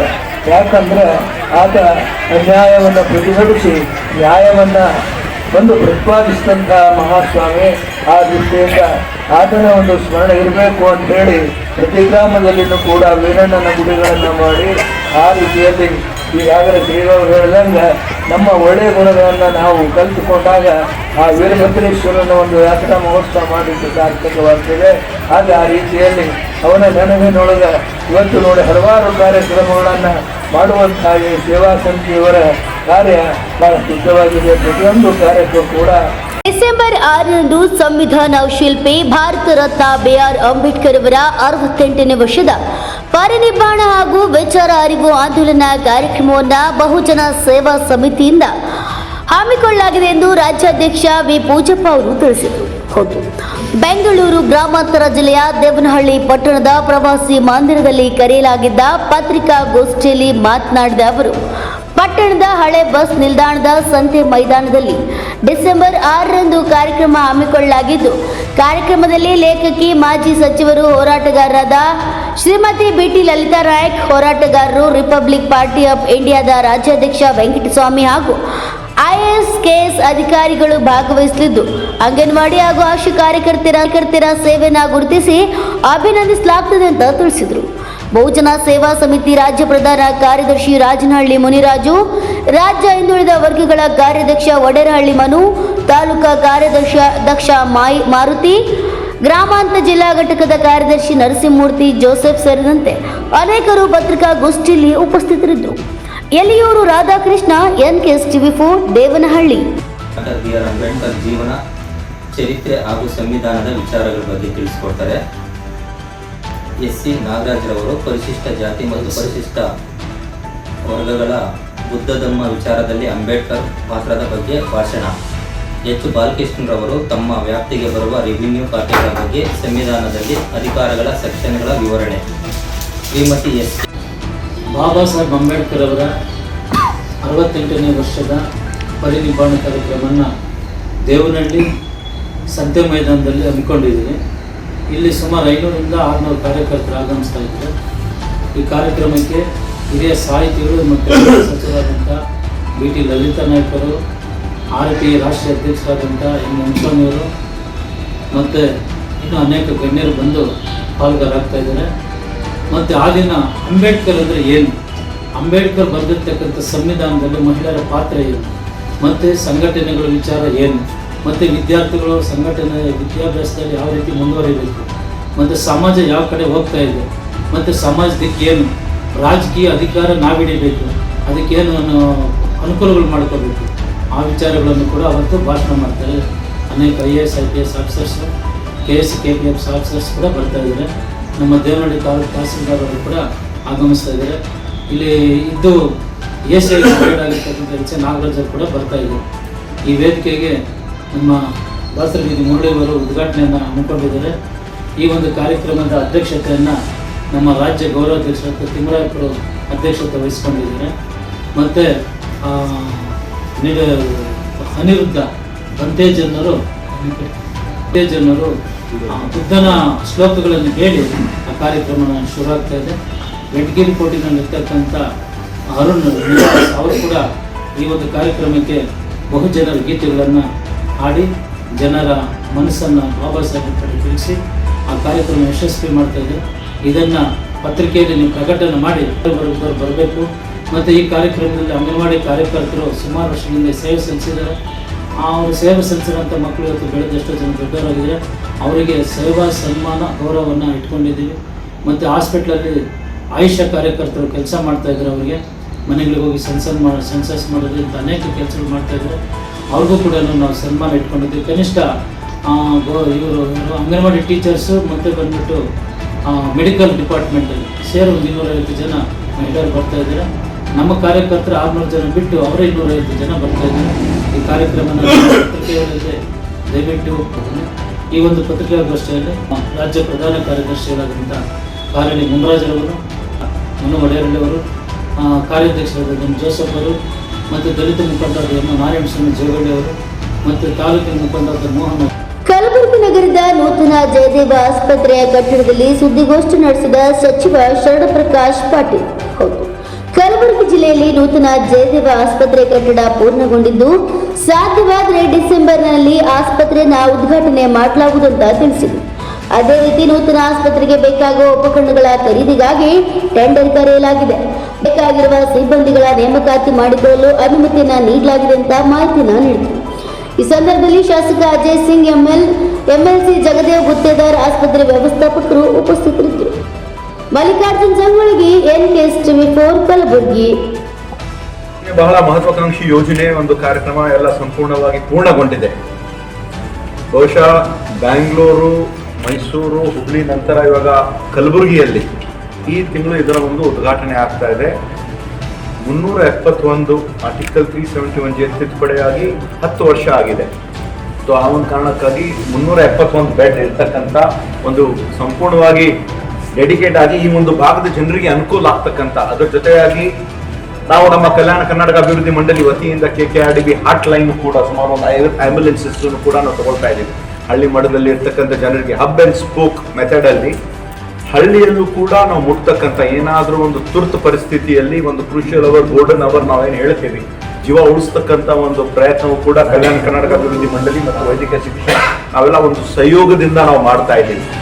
ಡಾಕ್ಟರ್ ನಂಜುಂಡಪ್ಪ ಅವರ ವರದಿ ಪ್ರಕಾರ ನಮ್ಮ ಕಲ್ಯಾಣ ಕರ್ನಾಟಕ ಅಭಿವೃದ್ಧಿ ಮಂಡಳಿಗೆ ಹೆಚ್ಚಿನ ಒಂದು ಆದ್ಯತೆ ಕೊಡಬೇಕಂದ್ರೆ ಆರೋಗ್ಯಕ್ಕೆ ಕೊಡಬೇಕು ಮತ್ತೆ ಶಿಕ್ಷಣಕ್ಕೆ ಕೊಡಬೇಕು ಅಂತ ಒಂದು ವರದಿಯೂ ಕೂಡ ಇದೆ. ಅದರ ಪ್ರಕಾರ ನಮ್ಮ ಸರ್ಕಾರ ಬದ್ಧವಾಗಿದೆ. ಇದು ಪ್ರಾರಂಭ ಆಗಿದ್ದು, ಪ್ರಸ್ತಾವನೆ ಆಗಿದ್ದು ನಮ್ಮ ಹಿಂದೆ ಸಿದ್ದರಾಮಯ್ಯ ಅವರು ಮುಖ್ಯಮಂತ್ರಿ ಅವರು ಇದ್ದಾಗ ವೈದ್ಯಕೀಯ ಶಿಕ್ಷಣ ಸಚಿವ ಡಾಕ್ಟರ್ ಶರಣ್ ಪ್ರಕಾಶ್ ಪಾಟೀಲ್ ಅವಾಗ ಪ್ರಾರಂಭ ಆಗಿ ಇದು ಸಂಪೂರ್ಣವಾಗಿ ಕಲ್ಯಾಣ ಕರ್ನಾಟಕ ಅಭಿವೃದ್ಧಿ ಮಂಡಳಿ ವತಿಯಿಂದ ಮೊದಲು 182 ಕೋಟಿ 65 ಲಕ್ಷ, ನಂತರ 40 ಕೋಟಿ ಮತ್ತು ಈ ವರ್ಷವೂ ಕೂಡ ಸುಮಾರು ಒಂದು 78 ಕೋಟಿ ನೇರವಾಗಿ ನಾವು ಕೊಡ್ತಾ ಇದ್ದೀವಿ. ಈ ಒಂದು ಭಾಗದ ಜನರಿಗೆ ಅನುಕೂಲ ಆಗ್ತಕ್ಕಂಥ ಒಂದು ಪ್ರಯತ್ನ ಒಂದು ಇದೆ, ಇದು ಅನುಕೂಲ ಆಗ್ತದೆ. ಮತ್ತೆ ಇದರ ಜೊತೆಯಾಗಿ ಆರೋಗ್ಯ ಕ್ಷೇತ್ರದಲ್ಲಿ ಮೊನ್ನೆ ನಡೆದಿರುವಂತಹ ಸೆಪ್ಟೆಂಬರ್ 17ನೇ ತಾರೀಕಿಗೆ ಕೆಲವು ತೀರ್ಮಾನಗಳು ಏನಾಗಿದೆ, ಅದರಲ್ಲಿ ಪ್ರಾಥಮಿಕ ಆರೋಗ್ಯ ಕೇಂದ್ರಗಳು, ಸಮುದಾಯ ಆರೋಗ್ಯ ಕೇಂದ್ರಗಳು, ಅರ್ಬನ್ CHC, ಅರ್ಬನ್ PHC ಮತ್ತೆ 30 to 50 ಬೆಡ್ ಮೇಲ್ದರ್ಜೆ ಇರ್ತಕ್ಕಂಥ ಆಸ್ಪತ್ರೆಗಳು, 30 ರಿಂದ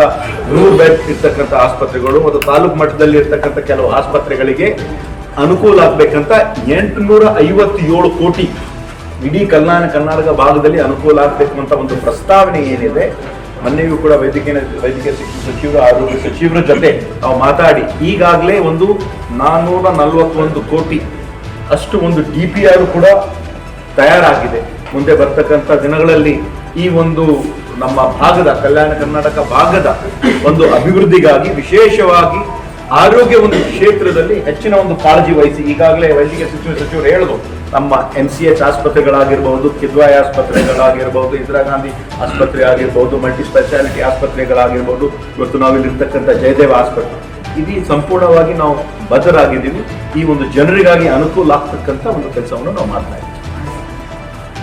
ಈಗ ಅಲ್ಲಿ ಯೂನಿವರ್ಸಿಟಿ ಹೋಗೋದಿದೆ, ಅಲ್ಲೇ ಬರ್ತಿರಲ್ಲ ಮಾಡ್ತೀವಿ, ಯಾಕಂದ್ರೆ ಅದು ಬಿಲ್ಡಿಂಗ್ ಡೆಮಾಲಿಷನ್ಗೆ ವೇಟ್ ಮಾಡ್ತಾ ಇದ್ದೀವಿ. ಜಯದೇವ ಶಿಫ್ಟ್ ಆದಮೇಲೆ ಅವೆರಡು ಬಿಲ್ಡಿಂಗ್ ಡೆಮಾಲಿಷ್ ಮಾಡಿ ಅವೆರಡು ಪ್ರಾರಂಭ ಆಗ್ತಿದೆ. ಅದಾದಮೇಲೆ ಒಂದು Indira Gandhi institute of child health, ಇದನ್ನು ಕೂಡ ನಮಗೆ ಯೂನಿವರ್ಸಿಟಿಯವರು 10 ಎಕರೆ ಜಾಗ ಕೊಟ್ಟಿದ್ದಾರೆ.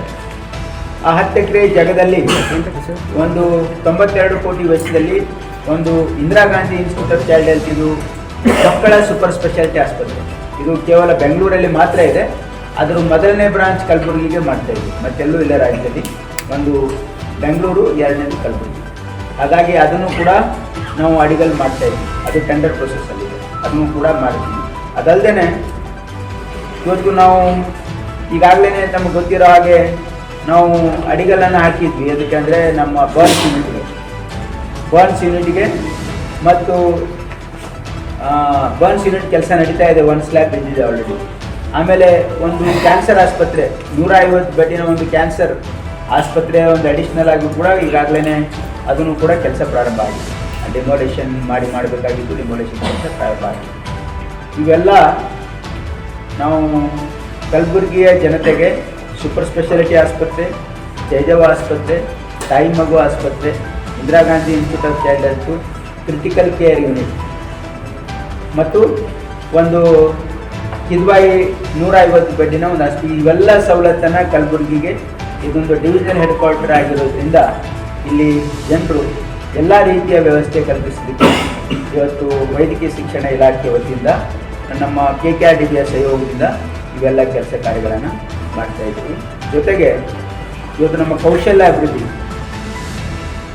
ಅಭಿವೃದ್ಧಿ ಇಲಾಖೆಯಲ್ಲಿ ಕಲಬುರಗಿಯಲ್ಲಿ ನಮ್ಮ ITI ಕಾಲೇಜ್, ಸರ್ಕಾರಿ ITI ಕಾಲೇಜು ಒಂದು ಭಾಳ ಅತ್ಯಂತ ಹಳೆಯದಾಗಿರ್ತಕ್ಕಂಥ ಕಾಲೇಜು.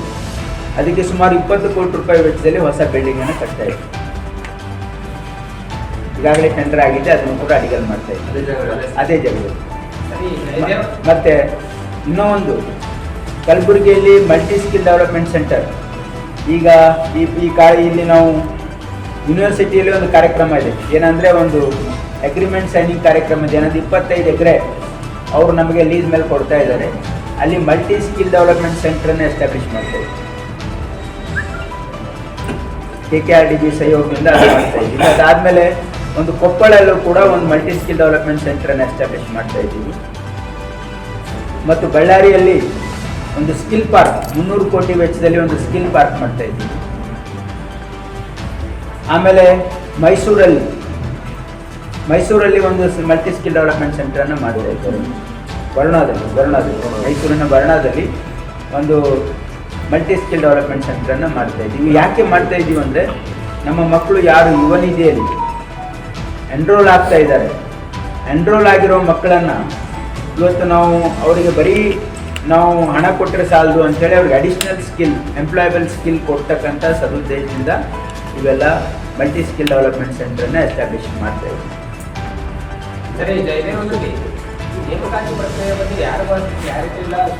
ಇನ್ನು ಕಾಲೇ ಮಾಡಿಲ್ಲ, ಮಾಡ್ತಾರೆ, ಕಾಲ್ ಫಾರ್ ಮಾಡ್ತಾರೆ. ಕ್ಲಾರಿಟಿ ಏನು ಬೇಕಾಗಿಲ್ಲ, ಅವಶ್ಯಕತೆ ಇರಲ್ಲ. ಕೇಳಿ, ಮಾಹಿತಿ ಅವಶ್ಯಕತೆ ಇಲ್ಲ, ಕಾಲ್ ಮಾಡಿದಾಗ ಅಪ್ಲೈ ಮಾಡ್ಬೇಕು. ಆ ಥರ ಮಾಡಿದವರಿಗೆ ಈಗಾಗಲೇ ಜೈಲಲ್ಲಿದ್ದಾರೆ. ಕೆಲವು ಜನ ನಾವು ಅಲ್ಲಿ ನಿಮಗೆ ಜಯದೇವದಲ್ಲಿ ನೌಕರಿ ಕೊಡಿಸ್ತೀವಿ ಅಂತ ದುಡ್ಡು ತಗೊಂಡ್ರೆಲ್ಲ ಜೈಲಲ್ಲಿದ್ದಾರೆ, ಅವ್ರು ಜೈಲಿಗೆ ಹಾಕಿದ್ದಾರೆ. ಅದಕ್ಕೆ ಅಧಿಕೃತವಾಗಿ Jayadeva institute of cardiology recruitment call for ಮಾಡೋ ತನಕ ಯಾರು ಇದಕ್ಕೆ ಮೋಸ ಹೋಗ್ತಾರೆ. ಮಾನ್ಯ ವೈದ್ಯಕೀಯ ಶಿಕ್ಷಣ ಸಚಿವರು, ಮೇಲ್ಮನೆಯ ಸದಸ್ಯರು, ಕಲ್ಯಾಣ ಕನ್ನಡ ಅಭಿವೃದ್ಧಿ ಕಾರ್ಯದರ್ಶಿಗಳು, ಜಯದೇವ ಕಾರ್ಯದರ್ಶಿ, 24 ಡಾಕ್ಟರ್ಸು, ಆಮೇಲೆ ನಿಮಗೆ ಅವಶ್ಯಕತೆ ಇರ್ತಕ್ಕಂಥ ಸಿಬ್ಬಂದಿ, ಟೆಕ್ನಿಷಿಯನ್ಸು ಅದೆಲ್ಲ ಸರ್. ಏನೋ ಹಾಸ್ಪಿಟಲ್ಗೆ ಮತ್ತೆ ಡಿಸೆಂಬರ್ 25ಕ್ಕೆ ಉದ್ಘಾಟನೆ ಅದ್ರ ಬಗ್ಗೆ ಪ್ರಸ್ತಾಪ ಇಲ್ಲ. ಇದು ಆಲ್ರೆಡಿ ಜಯದೇವ ಅಂತ ಹೆಸರಿಡೋದು, ಇನ್ನೊಂದು ಹೆಸರಿಡೋಕೆ ಬರಲ್ಲ. ಆಲ್ರೆಡಿ ಜಯದೇವ ಅಂತ ಇರೋದ್ರಿಂದ, ಆಲ್ರೆಡಿ ನೇಮ್ಡ್ ಇರೋದ್ರಿಂದ ಅದ್ರ ಬಗ್ಗೆ ಪ್ರಸ್ತಾವನೆ ಇಲ್ಲ. ಆಮೇಲೆ ಇದು ಡೇಟನ್ನು ಅವರು ಮಾನ್ಯ ಮುಖ್ಯಮಂತ್ರಿಗಳು ಮತ್ತು ನಮ್ಮ ಮಲ್ಲಿಕಾರ್ಜುನ್ ಖರ್ಗೆ ಸಾಹೇಬರು ಅದು ತೀರ್ಮಾನ ಡೇಟ್. ಆಮೇಲೆ ಇದು ಕಲ್ಯಾಣ ಕರ್ನಾಟಕ ಭಾಗಕ್ಕೆ ಒಂದು ಭಾಳ ದೊಡ್ಡ ಒಂದು ಕೊಡುಗೆ ಆಗಿದೆ. ಮತ್ತು ಈಗಾಗಲೇ ತಮಗೆ ಗೊತ್ತಿರೋ ಹಾಗೆ ಈಗ ಕಲಬುರಗಿಯಲ್ಲಿ ಈಗಾಗಲೇ ನಡೀತಾ ಇರ್ತಕ್ಕಂಥ ಆಸ್ಪತ್ರೆ ಇವತ್ತು ಅದನ್ನು ಹೋಗಿ ನೋಡಿದರೆ ಅಲ್ಲಿ ನಿಲ್ಲಕ್ಕೂ ಜಾಗ ಇಲ್ಲ, ಅಷ್ಟೊಂದು ಜನರಿಗೆ ಅದು ಉಪಯುಕ್ತ ಆಗಿರ್ತಕ್ಕಂಥ ಆಸ್ಪತ್ರೆ ಇದೆ. ಹಾಗಾಗಿ ಕಲಬುರಗಿ ಜಯದೇವ ಆಸ್ಪತ್ರೆ ಪ್ರಾರಂಭ ಆದಮೇಲೆ ಖಂಡಿತವಾಗಿ ಇಲ್ಲಿನ ಈ ಕಲ್ಯಾಣ ಕರ್ನಾಟಕದ ಜನರಿಗೆ ಇದು ಒಂದು 10 ವರ್ಷ ಆರ್ಟಿಕಲ್ 371J ಇಂಪ್ಲಿಮೆಂಟ್ ಆಗಿ ಇದೊಂದು ಸಾಧನೆ, ಇದೊಂದು ಕೊಡುಗೆ 10 ವರ್ಷದ ನೆನಪಿನಲ್ಲಿ ಈ ಒಂದು ಜಯದೇವ ಆಸ್ಪತ್ರೆ ಈ ಭಾಗದ ಜನರಿಗೆ ಇದು ಲೋಕಾರ್ಪಣೆಯನ್ನು ಮಾಡ್ತಾ ಇದ್ದೀವಿ. ಇದರ ಜೊತೆಗೆ ನಾವು ಜಯದೇವ ಆಸ್ಪತ್ರೆ ಒಂದು ಬೆಂಗಳೂರಲ್ಲಿ ಮತ್ತು ಒಂದು ಮೈಸೂರಲ್ಲಿ ಈಗಾಗಲೇ ಕಾರ್ಯನಿರ್ವಹಿಸ್ತಾ ಇದೆ. ಕಲಬುರಗಿಯಲ್ಲೂ ಕೂಡ ಕಾರ್ಯನಿರ್ವಹಿಸ್ತಾ ಇದೆ. ಹೊಸ ಕಟ್ಟಡಕ್ಕೆ ಈ ತಿಂಗಳು ನಾವು ಇಲ್ಲಿ ಬರ್ತಾ ಇದ್ದೀವಿ. ಜೊತೆಗೆ ಹುಬ್ಬಳ್ಳಿಯಲ್ಲೂ ಕೂಡ ನಾವೊಂದು ಜಯದೇವ ಆಸ್ಪತ್ರೆಯನ್ನು ಅಲ್ಲಿ ಪ್ರಾರಂಭ ಮಾಡೋದಕ್ಕೆ ಈಗಾಗಲೇ ಕೆಲಸ ನಡೀತಾ ಇದೆ, ಕಟ್ಟಡ ಕೆಲಸ ನಡೀತಾ ಇದೆ. ಹಾಗಾಗಿ ಮುಂದಿನ ವರ್ಷ ಡಿಸೆಂಬರ್ ಒಳಗೆ ನಾವು ಅದು ಸಂಪೂರ್ಣ ಮಾಡಬೇಕು. ಅದನ್ನು ಕೂಡ ಯಾಕಂದರೆ ಪ್ರತಿ ಡಿವಿಷನ್ಗೊಂದು ಜಯದೇವ ಆಸ್ಪತ್ರೆ ಮಾಡ್ತಕ್ಕಂಥದ್ದಕ್ಕೆ ನಾವು ಅದನ್ನು ಕೂಡ ಅತಿ ಶೀಘ್ರದಲ್ಲಿ ಮಾಡಬೇಕು ಅಂತಕ್ಕಂಥದ್ದಕ್ಕೆ ನಾವು ಪ್ರಯತ್ನ ಮಾಡ್ತೇವೆ. ಕೊಟ್ಟಿದ್ದಾರೆ, ಆಗಿದೆ 78 ಕೋಟಿಯನ್ನು. ಅದಾದಮೇಲೆ ಕಲಬುರಗಿಯಲ್ಲಿ ಇನ್ನೂ ಒಂದು ಸೂಪರ್ ಸ್ಪೆಷಾಲಿಟಿ ಆಸ್ಪತ್ರೆ ನಾವು ಇನ್ನೂ 2 ತಿಂಗಳಲ್ಲಿ ಪ್ರಾರಂಭ ಮಾಡ್ತೀವಿ. ಈಗಾಗಲೇ ಅದಕ್ಕೆ ಪೋಸ್ಟ್ ಸ್ಯಾಂಕ್ಷನ್ ಆಗಿದೆ. ಆಮೇಲೆ ಎಲ್ಲ ಇಕ್ವಿಪ್ಮೆಂಟ್ಸು ಟೆಂಡರ್ ಕೂಡ ಆಗಿದೆ, ಅವೆಲ್ಲ ಇನ್ಸ್ಟಾಲ್ ಕೂಡ ಆಗ್ತಾ ಇದೆ. ಅದಾದಮೇಲೆ ನಮ್ಮ ಏನು ಮೇನ್ ಹಾಸ್ಪಿಟ್ಲ್ ಇದೆ, ಜಿಮ್ಸ್ ಆಸ್ಪತ್ರೆಯ 8, 9, 10 3 ಅಂತಸ್ತು ನಾವು ಸೂಪರ್ ಸ್ಪೆಷಾಲಿಟಿಗೆ ಕಾಯ್ದಿರಿಸಿದ್ದೀವಿ. ಅದು ಒಂದು 2-3 ತಿಂಗಳಲ್ಲಿ ಅದನ್ನು ಕೂಡ ಲೋಕಾರ್ಪಣೆ ಆಗ್ತದೆ. ಅಲ್ಲಿ urology, nephrology, gastro enterology, neuro surgery, neurology, plastic surgery, paediatric surgery ಇವೆಲ್ಲ ಸೂಪರ್ ಸ್ಪೆಷಲೈಸೇಷನ್ ಏನು ಡಿಪಾರ್ಟ್ಮೆಂಟ್ಸ್ ಇವೆ, ಇದನ್ನು ಎಸ್ಟಾಬ್ಲಿಷ್ ಮಾಡಿ ಒಂದು ಸೂಪರ್ ಸ್ಪೆಷಾಲಿಟಿ ಆಸ್ಪತ್ರೆ ಸರ್ಕಾರ ಮಟ್ಟದಲ್ಲಿ ನಾವು ಪ್ರಾರಂಭ ಮಾಡಲಿಕ್ಕೆ ಕೂಡ ಯೋಜನೆ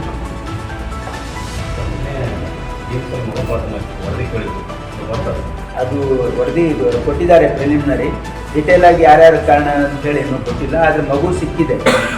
ಯಾಕಂದರೆ ಪೊಲೀಸ್ ಇಲಾಖೆ ಭಾಳ ಇಮಿಡಿಯೇಟ್ ಆಗಿ ಮಾಡಿ, ಆಮೇಲೆ ಅಲ್ಲಿ CCTV ಕ್ಯಾಮ್ರಾಗಳನ್ನು ಕೂಡ ಇದು ಇರೋದ್ರಿಂದ ಎಲ್ಲೆಲ್ಲಿ ಹೋಗಿದೆ ಏನೇನು ಹೋಗಿದೆ ಅಂಥೇಳಿ ಅದು ಅತಿ ಶೀಘ್ರದಲ್ಲೇ ಪತ್ತೆ ಆಗಲಿಕ್ಕೆ ಸಾಧ್ಯ ಆಗಿದೆ. ಹಾಗಾಗಿ ಈ ರೀತಿ ಘಟನೆ ಮುಂದೆ ಮಳಕಳ್ತಾ ಇರ್ತಕ್ಕಂಥ ಒಂದು ಏನೇನು ಅಲ್ಲಿ ನಾವು ಮುಂಜಾಗ್ರತಾ ಕ್ರಮಗಳನ್ನು ತೆಗೆದುಕೊಳ್ಬೇಕು ಅದನ್ನು ನಾವು ಸೂಚನೆ ಇಡೀ ರಾಜ್ಯಕ್ಕೆ ಕೊಟ್ಟಿದ್ದೀವಿ.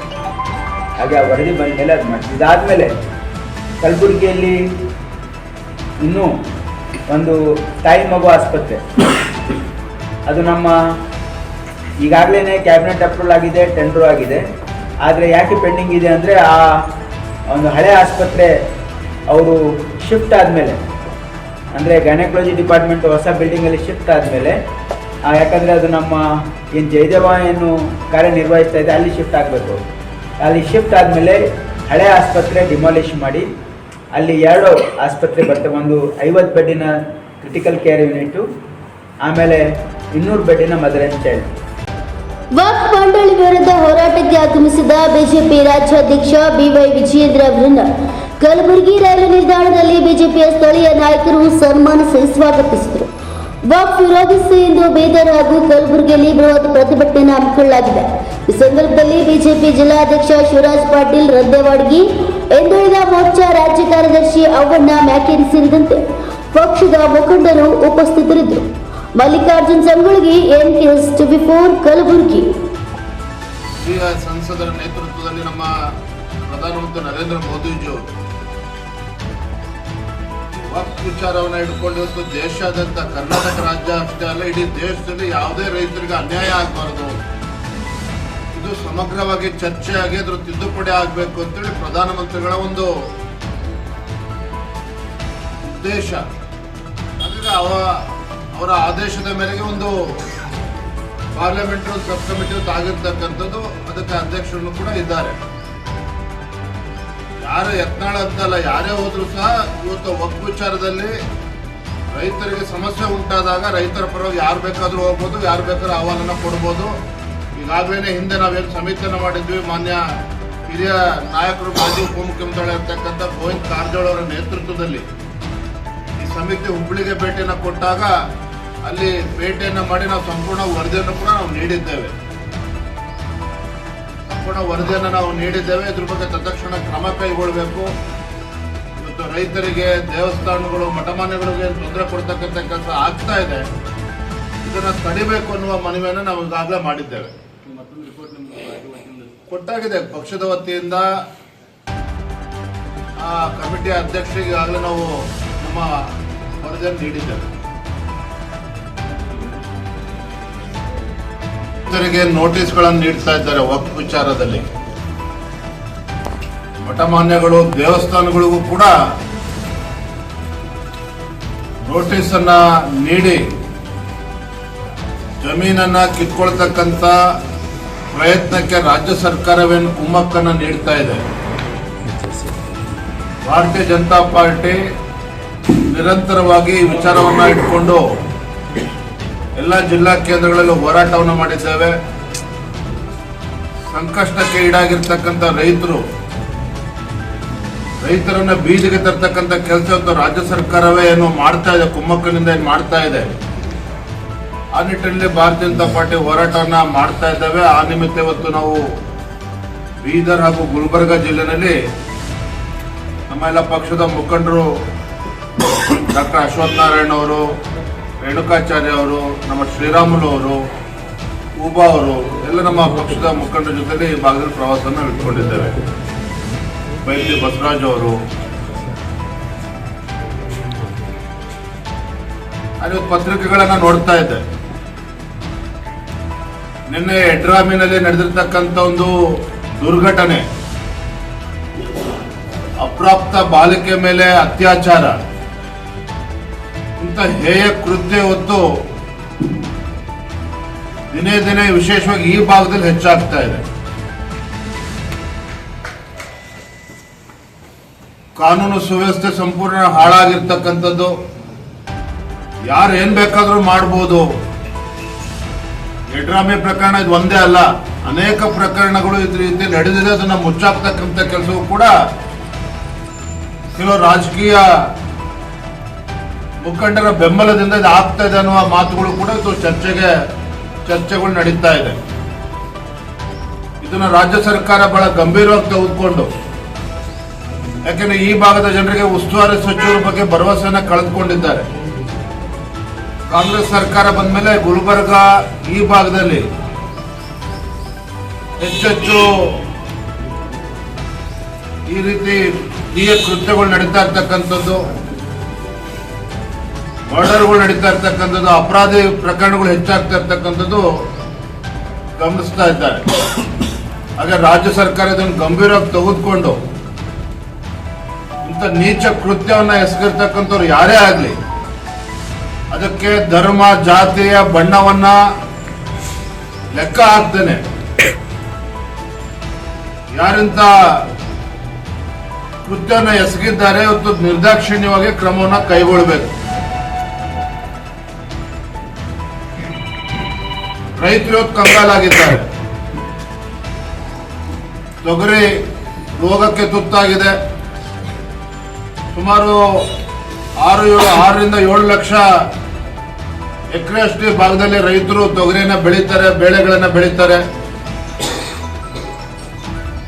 ರೋಗಕ್ಕೆ ತುತ್ತಾಗಿ ಇವತ್ತು ಸುಮಾರು 2ರಿಂದ 3 ಲಕ್ಷ ಎಕರೆನಲ್ಲಿ ಬೆಳೀತಕ್ಕಂಥ ಇವತ್ತು ತೊಗರಿ ಬೆಳೆಗಳು ಇವತ್ತು ಸಂಪೂರ್ಣವಾಗಿ ನಾಶ ಆಗಿದೆ ಅಂತೇಳಿ ಮಾಹಿತಿಗಳು ಸಿಗ್ತಾ ಇದೆ.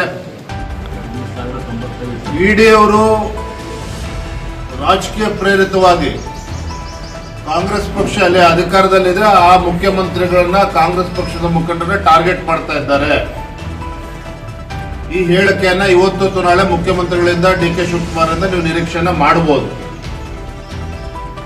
ಭಾರತೀಯ ಜನತಾ ಪಾರ್ಟಿ ಮೈಸೂರಿನ ಮೂಡ ಪ್ರಕರಣವನ್ನ ಎತ್ತಿಕೊಂಡು ವಿಧಾನಸಭೆಯಲ್ಲಿ ಸದನದಲ್ಲಿ ಚರ್ಚೆ ಮಾಡಬೇಕು ಅಂದಾಗ ದೇಸಾಯಿ ಕಮಿಟಿಯನ್ನ ರಚನೆ ಮಾಡಿದ್ದೇವೆ, ಇದ್ರ ಬಗ್ಗೆ ಚರ್ಚೆಗೆ ಅವಕಾಶ ಕೊಡೋದಿಲ್ಲ ಅಂತೇಳಿ ಎಚ್.ಕೆ. ಪಾಟೀಲ್ ಕಾನೂನು ಸಚಿವರು ಸದನದ ಒಳಗಡೆ ಹೇಳಿ ನಿಮಗೆ ಚರ್ಚೆಗೆ ಅವಕಾಶವನ್ನು ನೀಡಲಿಲ್ಲ. ಮುಖ್ಯಮಂತ್ರಿಗಳು ಯಾವುದೇ ಅಪರಾಧ ಆಗಿಲ್ಲ, ಮೂಡದಲ್ಲಿ ಹಗರಣ ಆಗಿಲ್ಲ ಅಂತೇಳಿ ಬಹಿರಂಗವಾಗಿ ಹೇಳಿಕೆಯನ್ನು ಕೂಡ ನೀಡಿದ್ರು. ತದನಂತರದಲ್ಲಿ ನಾವು ಬಿಜೆಪಿ ಜೆಡಿಎಸ್ ಪಕ್ಷ ಮೈಸೂರಿಂದ ಬೆಂಗಳೂರಿಂದ ಮೈಸೂರಿಗೆ ಪಾದಯಾತ್ರೆಯನ್ನು ಕೂಡ ಮಾಡಿದ್ವಿ. ಅದಕ್ಕೆ ತದ್ವಿರುದ್ಧವಾಗಿ ಅವರು ಜನಾಂದೋಲನವನ್ನ ಕಾಂಗ್ರೆಸ್ ಪಕ್ಷ ಮಾಡಿದ್ರು. ಇದು ಒಂದು ಭಾಗ. ನಾವು ಅವತ್ತಿಂದನೂ ಕೂಡ ಹೇಳ್ತಾ ಇದ್ದೇವೆ, ಭಾರತೀಯ ಜನತಾ ಪಾರ್ಟಿ ಮೈಸೂರಿನ ಮೂಡ ಹಗರಣ ಅಥವಾ ಮೂಡ ಪ್ರಕರಣ ಮುಖ್ಯಮಂತ್ರಿಗಳ ಕುಟುಂಬಕ್ಕೆ ಅಕ್ರಮವಾಗಿ ಬಂದಿರತಕ್ಕಂಥ 14 ನಿವೇಶನಗಳಿಗೆ ಮಾತ್ರ ಸೀಮಿತ ಆಗಿಲ್ಲ. ನಾನು ಹಲವಾರು ಬಾರಿ ಹೇಳಿದ್ದೇನೆ ವಿಚಾರವನ್ನ. ಅಕ್ರಮವಾಗಿ ಮುಖ್ಯಮಂತ್ರಿಗಳ ಕುಟುಂಬ 14 ನಿವೇಶನಗಳನ್ನೇನು ಪಡೆದುಕೊಂಡಿದ್ದಾರೆ. ಜೊತೆಗೆ ಮುಖ್ಯಮಂತ್ರಿಗಳ ಹೇಳಿಕೆ ತಾವು ಮರಿಬಾರದು. ಮುಖ್ಯಮಂತ್ರಿಗಳ ಕುಟುಂಬ ಅಂತ ಹೇಳಿದ್ರೆ ಅನ್ಯಾಯ ಆಗ್ಬೇಕಾ? 14 ನಿವೇಶನಗಳನ್ನ ಹಿಂದಿರುಗಿಸ್ಬೇಕು ಅಂತ ಹೇಳಿದ್ರೆ 62 ಕೋಟಿ ಪರಿಹಾರ ಕೊಡ್ಲಿ, ಹಿಂದಿರುಗಿಸ್ತೇವೆ ಅನ್ನೋ ಮಾತನ್ನು ಕೂಡ ಸ್ವತಃ ಮುಖ್ಯಮಂತ್ರಿಗಳು ಹೇಳಿದ್ರು. ನಾನು ಹೇಳಿದ್ದೆ 14 ನಿವೇಶನದ ಜೊತೆಗೆ ಸಾವಿರಾರು ಕೋಟಿಗೆ ಬೆಲೆ ಬಾಳ್ತಕ್ಕಂಥ ನಿವೇಶನಗಳು ಇವತ್ತು ರಿಯಲ್ ಎಸ್ಟೇಟ್ ಬ್ರೋಕರ್ಗಳ ಪಾಲಾಗಿದೆ. ಯಾವ ಬಡವರಿಗೆ ಕೊಡಬೇಕಾಗಿರ್ತಕ್ಕಂಥ ನಿವೇಶನ ಇವತ್ತು ಬ್ರೋಕರ್ಗಳಿಗೆ ಹಂಚಿದ್ದಾರೆ ಕಾಂಗ್ರೆಸ್ ಸರ್ಕಾರದವರು, ಸಚಿವರು ಅನ್ನುವ ಮಾತನ್ನ ಹೇಳಿದ್ವಿ. ಕೇವಲ ಆರೋಪ ಇರಲಿಲ್ಲ. ಲೋಕಾಯುಕ್ತದವರು ಯಾವ ರೀತಿ ತನಿಖೆ ಮಾಡ್ತಾ ಇದ್ದಾರೆ ಇವತ್ತು ಜಗಜ್ಜಾಹೀರಾಗಿದೆ. ಮುಖ್ಯಮಂತ್ರಿಗಳ ಬಾಮೈದ ರಾತ್ರಿ ಹೋಗಿ ತನಿಖಾಧಿಕಾರಿಗಳನ್ನ ಭೇಟಿ ಮಾಡಿ ಬರ್ತಾರೆ. ಆದರೆ ಇವತ್ತು ಎನ್ಫೋರ್ಸ್ಮೆಂಟ್ ಡೈರೆಕ್ಟರೇಟ್ ಇವತ್ತು ನಿಷ್ಪಕ್ಷಪಾತವಾಗಿ ತನಿಖಾ ಸಂಸ್ಥೆಗಳು ಎಡುವುದಾಗ ಒಂದು ಪ್ರಾಮಾಣಿಕ ಒಂದು ತನಿಖೆ ಇವತ್ತು ಎನ್ಫೋರ್ಸ್ಮೆಂಟ್ ಡೈರೆಕ್ಟರೇಟ್ ನೇತೃತ್ವದಲ್ಲಿ ಆಗಿದೆ. ಹಾಗಾಗಿ ಮೊದಲ ಹಂತದಲ್ಲಿ ಇವತ್ತು ಎನ್ಫೋರ್ಸ್ಮೆಂಟ್ ಡೈರೆಕ್ಟರೇಟ್ ಹೇಳಿದೆ 700 ಕೋಟಿಗೂ ಹೆಚ್ಚು ಬೆಲೆ ಬಾಳ್ತಕ್ಕಂಥ ನಿವೇಶನಗಳು ಇವತ್ತು ದೊಡ್ಡ ಹಗರಣ ಆಗಿದೆ ಅನ್ನೋ ಮಾತನ್ನ ಎನ್ಫೋರ್ಸ್ಮೆಂಟ್ ಡೈರೆಕ್ಟರೇಟ್ ಹೇಳಿದೆ. ಮತ್ತೆ 14 ನಿವೇಶನಗಳಲ್ಲೂ ಕೂಡ ಸಂಪೂರ್ಣ ಅಕ್ರಮ ಆಗಿದೆ, ಫೋರ್ಜರಿ ಆಗಿದೆ. 2014ರಲ್ಲಿ ಕೊಟ್ಟಿರ್ತಕ್ಕಂಥ ಮುಖ್ಯಮಂತ್ರಿಗಳು ಧರ್ಮಪತ್ನಿ ಕೊಟ್ಟಿರ್ತಕ್ಕಂಥ ಅರ್ಜಿಯನ್ನ ವೈಟ್ನರ್ ಹಚ್ಚಿ ತಿದ್ದುವ ಕೆಲಸ ಮಾಡಿದ್ದಾರೆ. ಇವೆಲ್ಲವನ್ನು ಕೂಡ ಎನ್ಫೋರ್ಸ್ಮೆಂಟ್ ಡೈರೆಕ್ಟರೇಟ್ ಹೇಳಿದೆ. ನಾವು ಕೂಡ ಇದ್ರ ಬಗ್ಗೆ ಹಲವಾರು ಬಾರಿ ನಮ್ಮ ಪಕ್ಷ ಚರ್ಚೆಯನ್ನ ಮಾಡಿದ್ದೇವೆ. ಅದೇ ರಾಜಕೀಯ ಪ್ರೇರಿತವಾಗಿ ಇವ್ರು ಹೇಳಿಕೆ ಕೊಡ್ತಾರೆ, ಬಿಜೆಪಿ ಮಾಡಕ್ ಕೆಲಸ ಇಲ್ಲ ಅಂತ ಹೇಳಿ ಪಾಪ ಮುಖ್ಯಮಂತ್ರಿಗಳೇ ನಮ್ಮ ಮೇಲೆ ಆರೋಪ ಮಾಡ್ತಾ ಇದ್ರು. ಅಚಾನಕ್ ಆಗಿ ಜ್ಞಾನೋದಯ ಆಗಿ ಅವರ ಧರ್ಮಪತ್ನಿಯವರು ಮುಖ್ಯಮಂತ್ರಿ ಮನೆಯಲ್ಲಿ ಅಧಿಕೃತ ನಿವಾಸದಲ್ಲೇ ಕುತ್ಕೊಂಡು ಮುಖ್ಯಮಂತ್ರಿಗಳ ಗಮನಕ್ಕೂ ಬಾರ್ದೇನೆ ಒಂದು ಅರ್ಜಿಯನ್ನ ಮೈಸೂರಿನ ಮೂಡಾ ಕಮಿಷನರ್ಗೆ ಬರೆದಿದ್ರು. ತಮಗೆ ನೆನಪಿದೆ, ನನಗೆ ತೇಜೋವಧ ಆಗ್ತದೆ, 14 ನಿವೇಶನಗಳನ್ನ ಹಿಂಪಡೀರಿ ಅಂತೇಳಿ ಮುಖ್ಯಮಂತ್ರಿ ಗಮನಕ್ಕೂ ಬರ್ದೇನೆ ಮುಖ್ಯಮಂತ್ರಿ ಮನೆಯಲ್ಲೇ ಕುತ್ಕೊಂಡು ಮುಖ್ಯಮಂತ್ರಿಗಳ ಧರ್ಮಪತ್ನಿಯವರು ಕೊಟ್ಟಿದ್ದಾರೆ. ಹಾಗಾಗಿ ಮುಖ್ಯಮಂತ್ರಿಗಳು ಧರ್ಮ ಸಂಕಟದಿಂದ ಭ್ರಷ್ಟಾಚಾರದಿಂದ ತಪ್ಪಿಸ್ಕೊಳ್ಬೇಕು, ಆರೋಪದಿಂದ ತಪ್ಪಿಸ್ಕೋಬೇಕು ಅಂತೇಳಿ 14 ನಿವೇಶನಗಳನ್ನ ಹಿಂದಿರುಗಿಸ್ತಕ್ಕಂಥ ಪ್ರಯತ್ನ ಮಾಡಿದ್ದಾರೆ. ಕದ್ದಮಾರನ ವಾಪಸ್ ಕೊಟ್ಟರು ಸಹ. ಮಾನ್ವಿಯಲ್ಲಿ ಖಾಸಗಿ ಕಟ್ಟಡಗಳಲ್ಲಿ ಸರ್ಕಾರಿ ಕಚೇರಿಗಳು, ತಾಲೂಕು ಪಂಚಾಯಿತಿ ಕಚೇರಿ ಖಾಲಿ. ಸರ್ಕಾರಕ್ಕೆ ಪ್ರತಿ ತಿಂಗಳು ಲಕ್ಷಾಂತರ ರೂಪಾಯಿ ನಷ್ಟ. ಸಮಾಜ ಕಲ್ಯಾಣ ಸಿಡಿಪಿಒ ಪರಿಶಿಷ್ಟ ಪಂಗಡ ಹಿಂದುಳಿದ ವರ್ಗಗಳ ಬಾಡಿಗೆ ಕಟ್ಟಡದಲ್ಲಿ ಶಾಸಕಾಂಬಯ್ಯ ನಾಯಕರೇ ಸರ್ಕಾರ ಹಣ ಉಳಿಸಲು ಮುಂದಾಗುವಿರಾ? ಮಾನ್ಪೇಟೆಯಲ್ಲಿ ಸುಮಾರು ವರ್ಷಗಳಿಂದ ಬಾಡಿಗೆ ಕಟ್ಟಡದಲ್ಲಿ ಸರ್ಕಾರಿ ಕಚೇರಿಗಳು ನಡೆಯುತ್ತಿದ್ದು ಸರ್ಕಾರಕ್ಕೆ ಪ್ರತಿ ತಿಂಗಳು ಲಕ್ಷಾಂತರ ರೂಪಾಯಿ ನಷ್ಟವಾಗುತ್ತಿದ್ದು ಸರ್ಕಾರದ ಅಧಿಕಾರಿಗಳಿಂದಲೇ ಸರ್ಕಾರಕ್ಕೆ ಮೋಸ ಮಾಡುತ್ತಿದ್ದಾರೆ ಎಂಬ ಆರೋಪ ಕೇಳಿಬಂದಿದೆ. ಮಾನ್ಪೇಟೆ ಪಟ್ಟಣದ ತಾಲೂಕು ಪಂಚಾಯಿತಿ ಹಳೆ ಕಟ್ಟಡದಲ್ಲಿ ಸಮಾಜ ಕಲ್ಯಾಣ ಇಲಾಖೆ, ಪರಿಶಿಷ್ಟ ಪಂಗಡ ಇಲಾಖೆ, ಹಿಂದುಳಿದ ವರ್ಗಗಳ ಕಲ್ಯಾಣ ಇಲಾಖೆ ಹಾಗೂ ಮಹಿಳಾ ಮತ್ತು ಮಕ್ಕಳ ಅಭಿವೃದ್ಧಿ ಇಲಾಖೆಯನ್ನ ಸ್ಥಳಾಂತರಿಸಬಹುದಾಗಿತ್ತು. ಆದರೆ ಮಾನ್ವಿಯಲ್ಲಿ ರಾಜಕಾರಣಿಗಳ ಕೃಪಾಶೀರ್ವಾದ ಇರುವುದರಿಂದ ಕಚೇರಿಯನ್ನ ಸ್ಥಳಾಂತರಿಸದೆ ಸರ್ಕಾರಕ್ಕೆ ಮೋಸ ಮಾಡುತ್ತಿದ್ದಾರೆ. ಶಾಸಕ ಹಂಪಯ್ಯ ನಾಯಕರೇ ಸರ್ಕಾರಕ್ಕೆ ಪ್ರತಿ ತಿಂಗಳು ಲಕ್ಷಾಂತರ ರೂಪಾಯಿ ನಷ್ಟವಾದರೂ ಸಹ ತಾವು ಮುತುವರ್ಜಿ ವಹಿಸಿ ಸ್ಥಳಾಂತರಿಸುವ ಕೆಲಸ ಮಾಡಿದರೆ ಸರ್ಕಾರಕ್ಕೆ ಹಣ ಉಳಿಸಿದ ಪುಣ್ಯವಾದರೂ ಬರುತ್ತೆ ಎಂದು ಸಂಘಟನಾಕಾರರು ಒತ್ತಾಯವಾಗಿದೆ. ಎಂಟಿ ಗೌಸ್, ಎನ್ಕೆಎಸ್ ಟಿವಿ4 ನ್ಯೂಸ್, ಮಾನ್ವಿ. ಸರ್, ನಿಮ್ಮ ಹೆಸರು? ನನ್ನ ಹೆಸರು ವಿಶ್ವನಾಥ್, ಬಿ ನಂದ್ಯಾಳ್ ವಕೀಲರು ಮತ್ತು ಭಾರತೀಯ ಜನತಾ ಪಕ್ಷದ ಮಾನ್ವಿ ಮಂಡಲದ ಪ್ರಧಾನ ಕಾರ್ಯದರ್ಶಿಗಳು. ಈ ಒಂದು ಮಾಧ್ಯಮದ ಮುಖಾಂತರ ನಾನು ಮಾನ್ಯ ಶಾಸಕರಾಗಿರ್ತಕ್ಕಂಥ ಸನ್ಮಾನ್ಯ ಶ್ರೀ ಹಂಪಯ್ಯ ನಾಯಕ್, NS ಬೋಸರಾಜ್ ಹಾಗೂ ನಮ್ಮ ರಾಯಚೂರು ಜಿಲ್ಲೆಯ ಉಸ್ತುವಾರಿ ಸಚಿವರಾಗಿರ್ತಕ್ಕಂಥ ಶರಣಪ್ರಕಾಶ್ ಪಾಟೀಲ್ ಇವರಲ್ಲಿ ವಿನಂತಿ ಮಾಡಿಕೊಳ್ಳುವುದೇನೆಂದರೆ, ಕೆಲವು ದಿನಗಳ ಹಿಂದೆ 5/10/2024 ಸನ್ಮಾನ್ಯ ಶ್ರೀ ಸಿದ್ದರಾಮಯ್ಯ ಸಾಹೇಬರು ಬಂದಾಗ ನೂತನವಾಗಿ ತಾಲೂಕು ಪಂಚಾಯತಿ ಕಟ್ಟಡ ಉದ್ಘಾಟನೆ ಆಗಿರುತ್ತದೆ. ಈಗಾಗಲೇ ಹಳೆ ಕಟ್ಟಡದಿಂದ ಹೊಸ ಕಟ್ಟಡಕ್ಕೆ ತಾಲೂಕು ಪಂಚಾಯತಿ ಆಡಳಿತವು ಸ್ಥಳಾಂತರಗೊಂಡಿರುತ್ತದೆ. ಈಗ ಹಳೆಯ ತಾಲೂಕು ಪಂಚಾಯತಿ ಕಟ್ಟಡವು ಒಳ್ಳೆಯ ಗುಣಮಟ್ಟದ ಕಟ್ಟಡ ಇದೆ. ಅದನ್ನು ಅಲ್ಪ ಸ್ವಲ್ಪ ರಿಪೇರಿ ಮಾಡಿದರೆ ಭಾಳಷ್ಟು ಅನುಕೂಲ ಆಗುತ್ತೆ. ಈಗಾಗಲೇ ಮಾನ್ವಿ ಪಟ್ಟಣದಲ್ಲಿ ವಿವಿಧ ಇಲಾಖೆಗಳ ಕಟ್ಟಡಗಳು ಬಾಡಿಗೆ ಕಟ್ಟಡದಲ್ಲಿ ನಡೀತಾ ಇದೆ. ಆ ಒಂದು ಇಲಾಖೆಗಳನ್ನು ಅಂದರೆ ಈಗ ವಾಲ್ಮೀಕಿ ನಿಗಮ ಮತ್ತು ಸಮಾಜ ಕಲ್ಯಾಣ ಇಲಾಖೆ, ಮಹಿಳಾ ಮತ್ತು ಮಕ್ಕಳ ಅಂಗನವಾಡಿ ಇಲಾಖೆ, ಅಬಕಾರಿ ಇಲಾಖೆ, ಸರ್ವೆ ಇಲಾಖೆ, ಈ ಎಲ್ಲ ಇಲಾಖೆಗಳು ಬಾಡಿಗೆ ಕಟ್ಟಡದಲ್ಲಿ ಕಾರ್ಯನಿರ್ವಹಿಸುತ್ತಿದ್ದಾವೆ.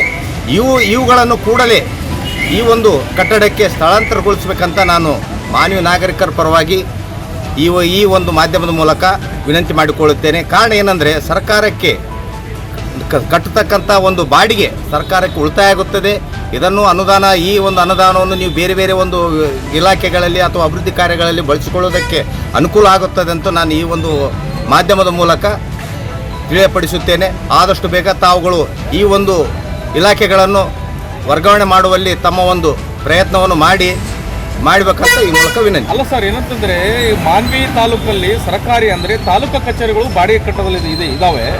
ತಾಲೂಕು ಪಂಚಾಯತ್ ಕಚೇರಿ ಸುಮಾರು ತಿಂಗಳು ಕಳೆದರೂ ಕೂಡ ಕೆಲವೊಂದು ಇಲಾಖೆಗಳು ಅಲ್ಲಿ ಸ್ಥಳಾಂತರ ಮಾಡಿಸಬೇಕಾಗಿತ್ತು. ಯಾಕೆ ಒಂದು ರೀತಿಯಲ್ಲಿ ಬಾಡಿಗೆ ಕಟ್ಟಡದಲ್ಲಿ ನಡೀತಾ ಇದೆ, ಒಂದು ರೀತಿಯಲ್ಲಿ ಸರ್ಕಾರ ಅಧಿಕಾರಿಗಳು ಮೋಸ ಮಾಡ್ತಾ ಇದ್ದಾರೆ ಒಂದು ರೀತಿಯಲ್ಲಿ? ಇಲ್ಲ, ಇದರಲ್ಲಿ ಏನಾಗಿದೆಯಪ್ಪ ಅಂದರೆ ಅಧಿಕಾರಿಗಳು ಸಹ ಇಚ್ಛಾಶಕ್ತಿ ಮತ್ತು ಬಾಡಿಗೆದಾರ ನೀಡ್ಯಾರ ಮಾಲಕರು ಅವ್ರ ಜೊತೆಗೆ ಹೊಂದಾಣಿಕೆ ಮಾಡಿಕೊಂಡಿರ್ತಾರೆ. ಯಾರು ಸರ್?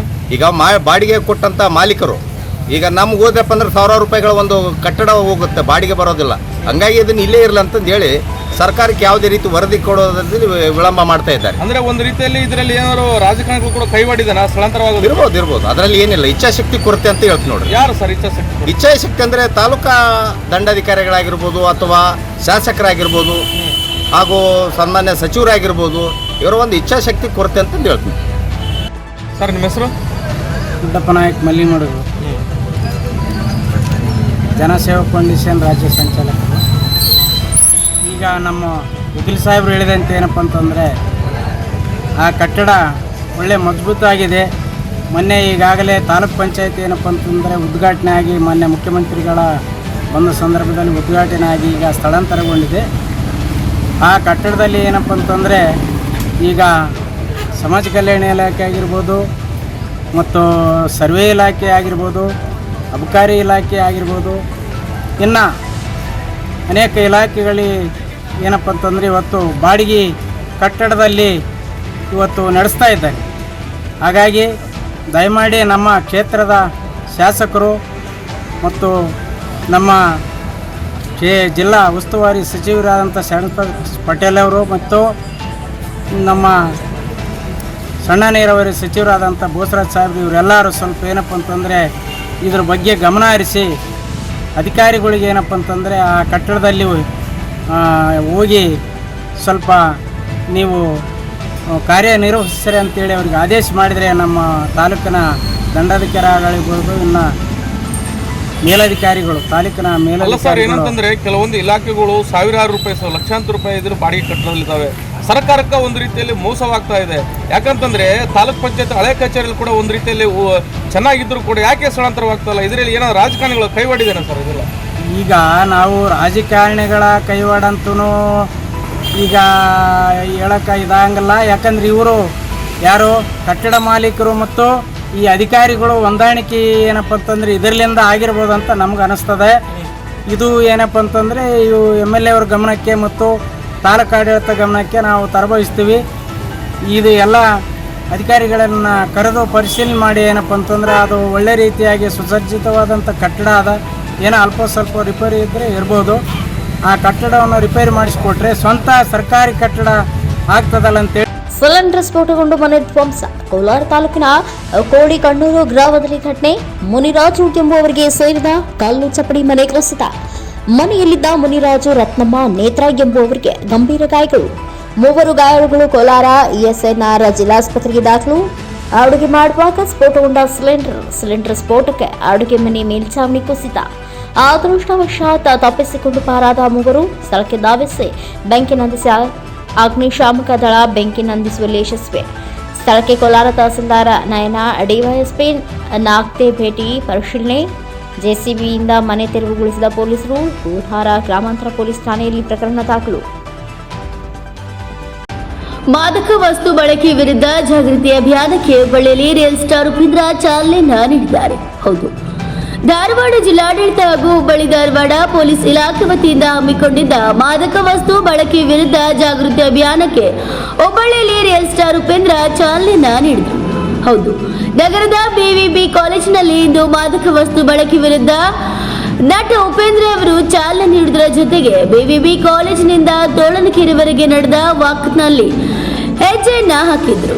ಹುಬ್ಬಳ್ಳಿ ಧಾರವಾಡ ಅವಳಿ ನಗರದ ಎಲ್ಲ ಪದವಿ ಪೂರ್ವ ಮತ್ತು ಪದವಿ ಕಾಲೇಜುಗಳ ಸಹಭಾಗಿತ್ವದಲ್ಲಿ ಅಪರಾಧ ತಡೆ, ಸಂಚಾರ ನಿಯಮ ಮತ್ತು ಮಾದಕ ವಸ್ತು ಬಳಕೆ ವಿರುದ್ಧ ಯುವ ಸಮುದಾಯಕ್ಕೆ ಜಾಗೃತಿ ಮೂಡಿಸುವ ಕಾರ್ಯಕ್ಕೆ ಚಾಲನೆ ನೀಡಿದರು. ಇನ್ನು ಜಾಗೃತಿ ಕಾರ್ಯಕ್ರಮದಲ್ಲಿ ಜಿಲ್ಲಾಧಿಕಾರಿ ದಿವ್ಯಾ ಪ್ರಭು, ಹುಬ್ಬಳ್ಳಿ ಧಾರವಾಡ ಪೊಲೀಸ್ ಆಯುಕ್ತ N ಶಶಿಕುಮಾರ್, ಪೊಲೀಸ್ ಅಧಿಕಾರಿಗಳು, ಕಾಲೇಜುಗಳ ಆಡಳಿತ ಮಂಡಳಿ ಹಾಗೂ ನೂರಾರು ವಿದ್ಯಾರ್ಥಿಗಳು ಭಾಗವಹಿಸಿದರು. Santosh, NKS TV4 Dharwad.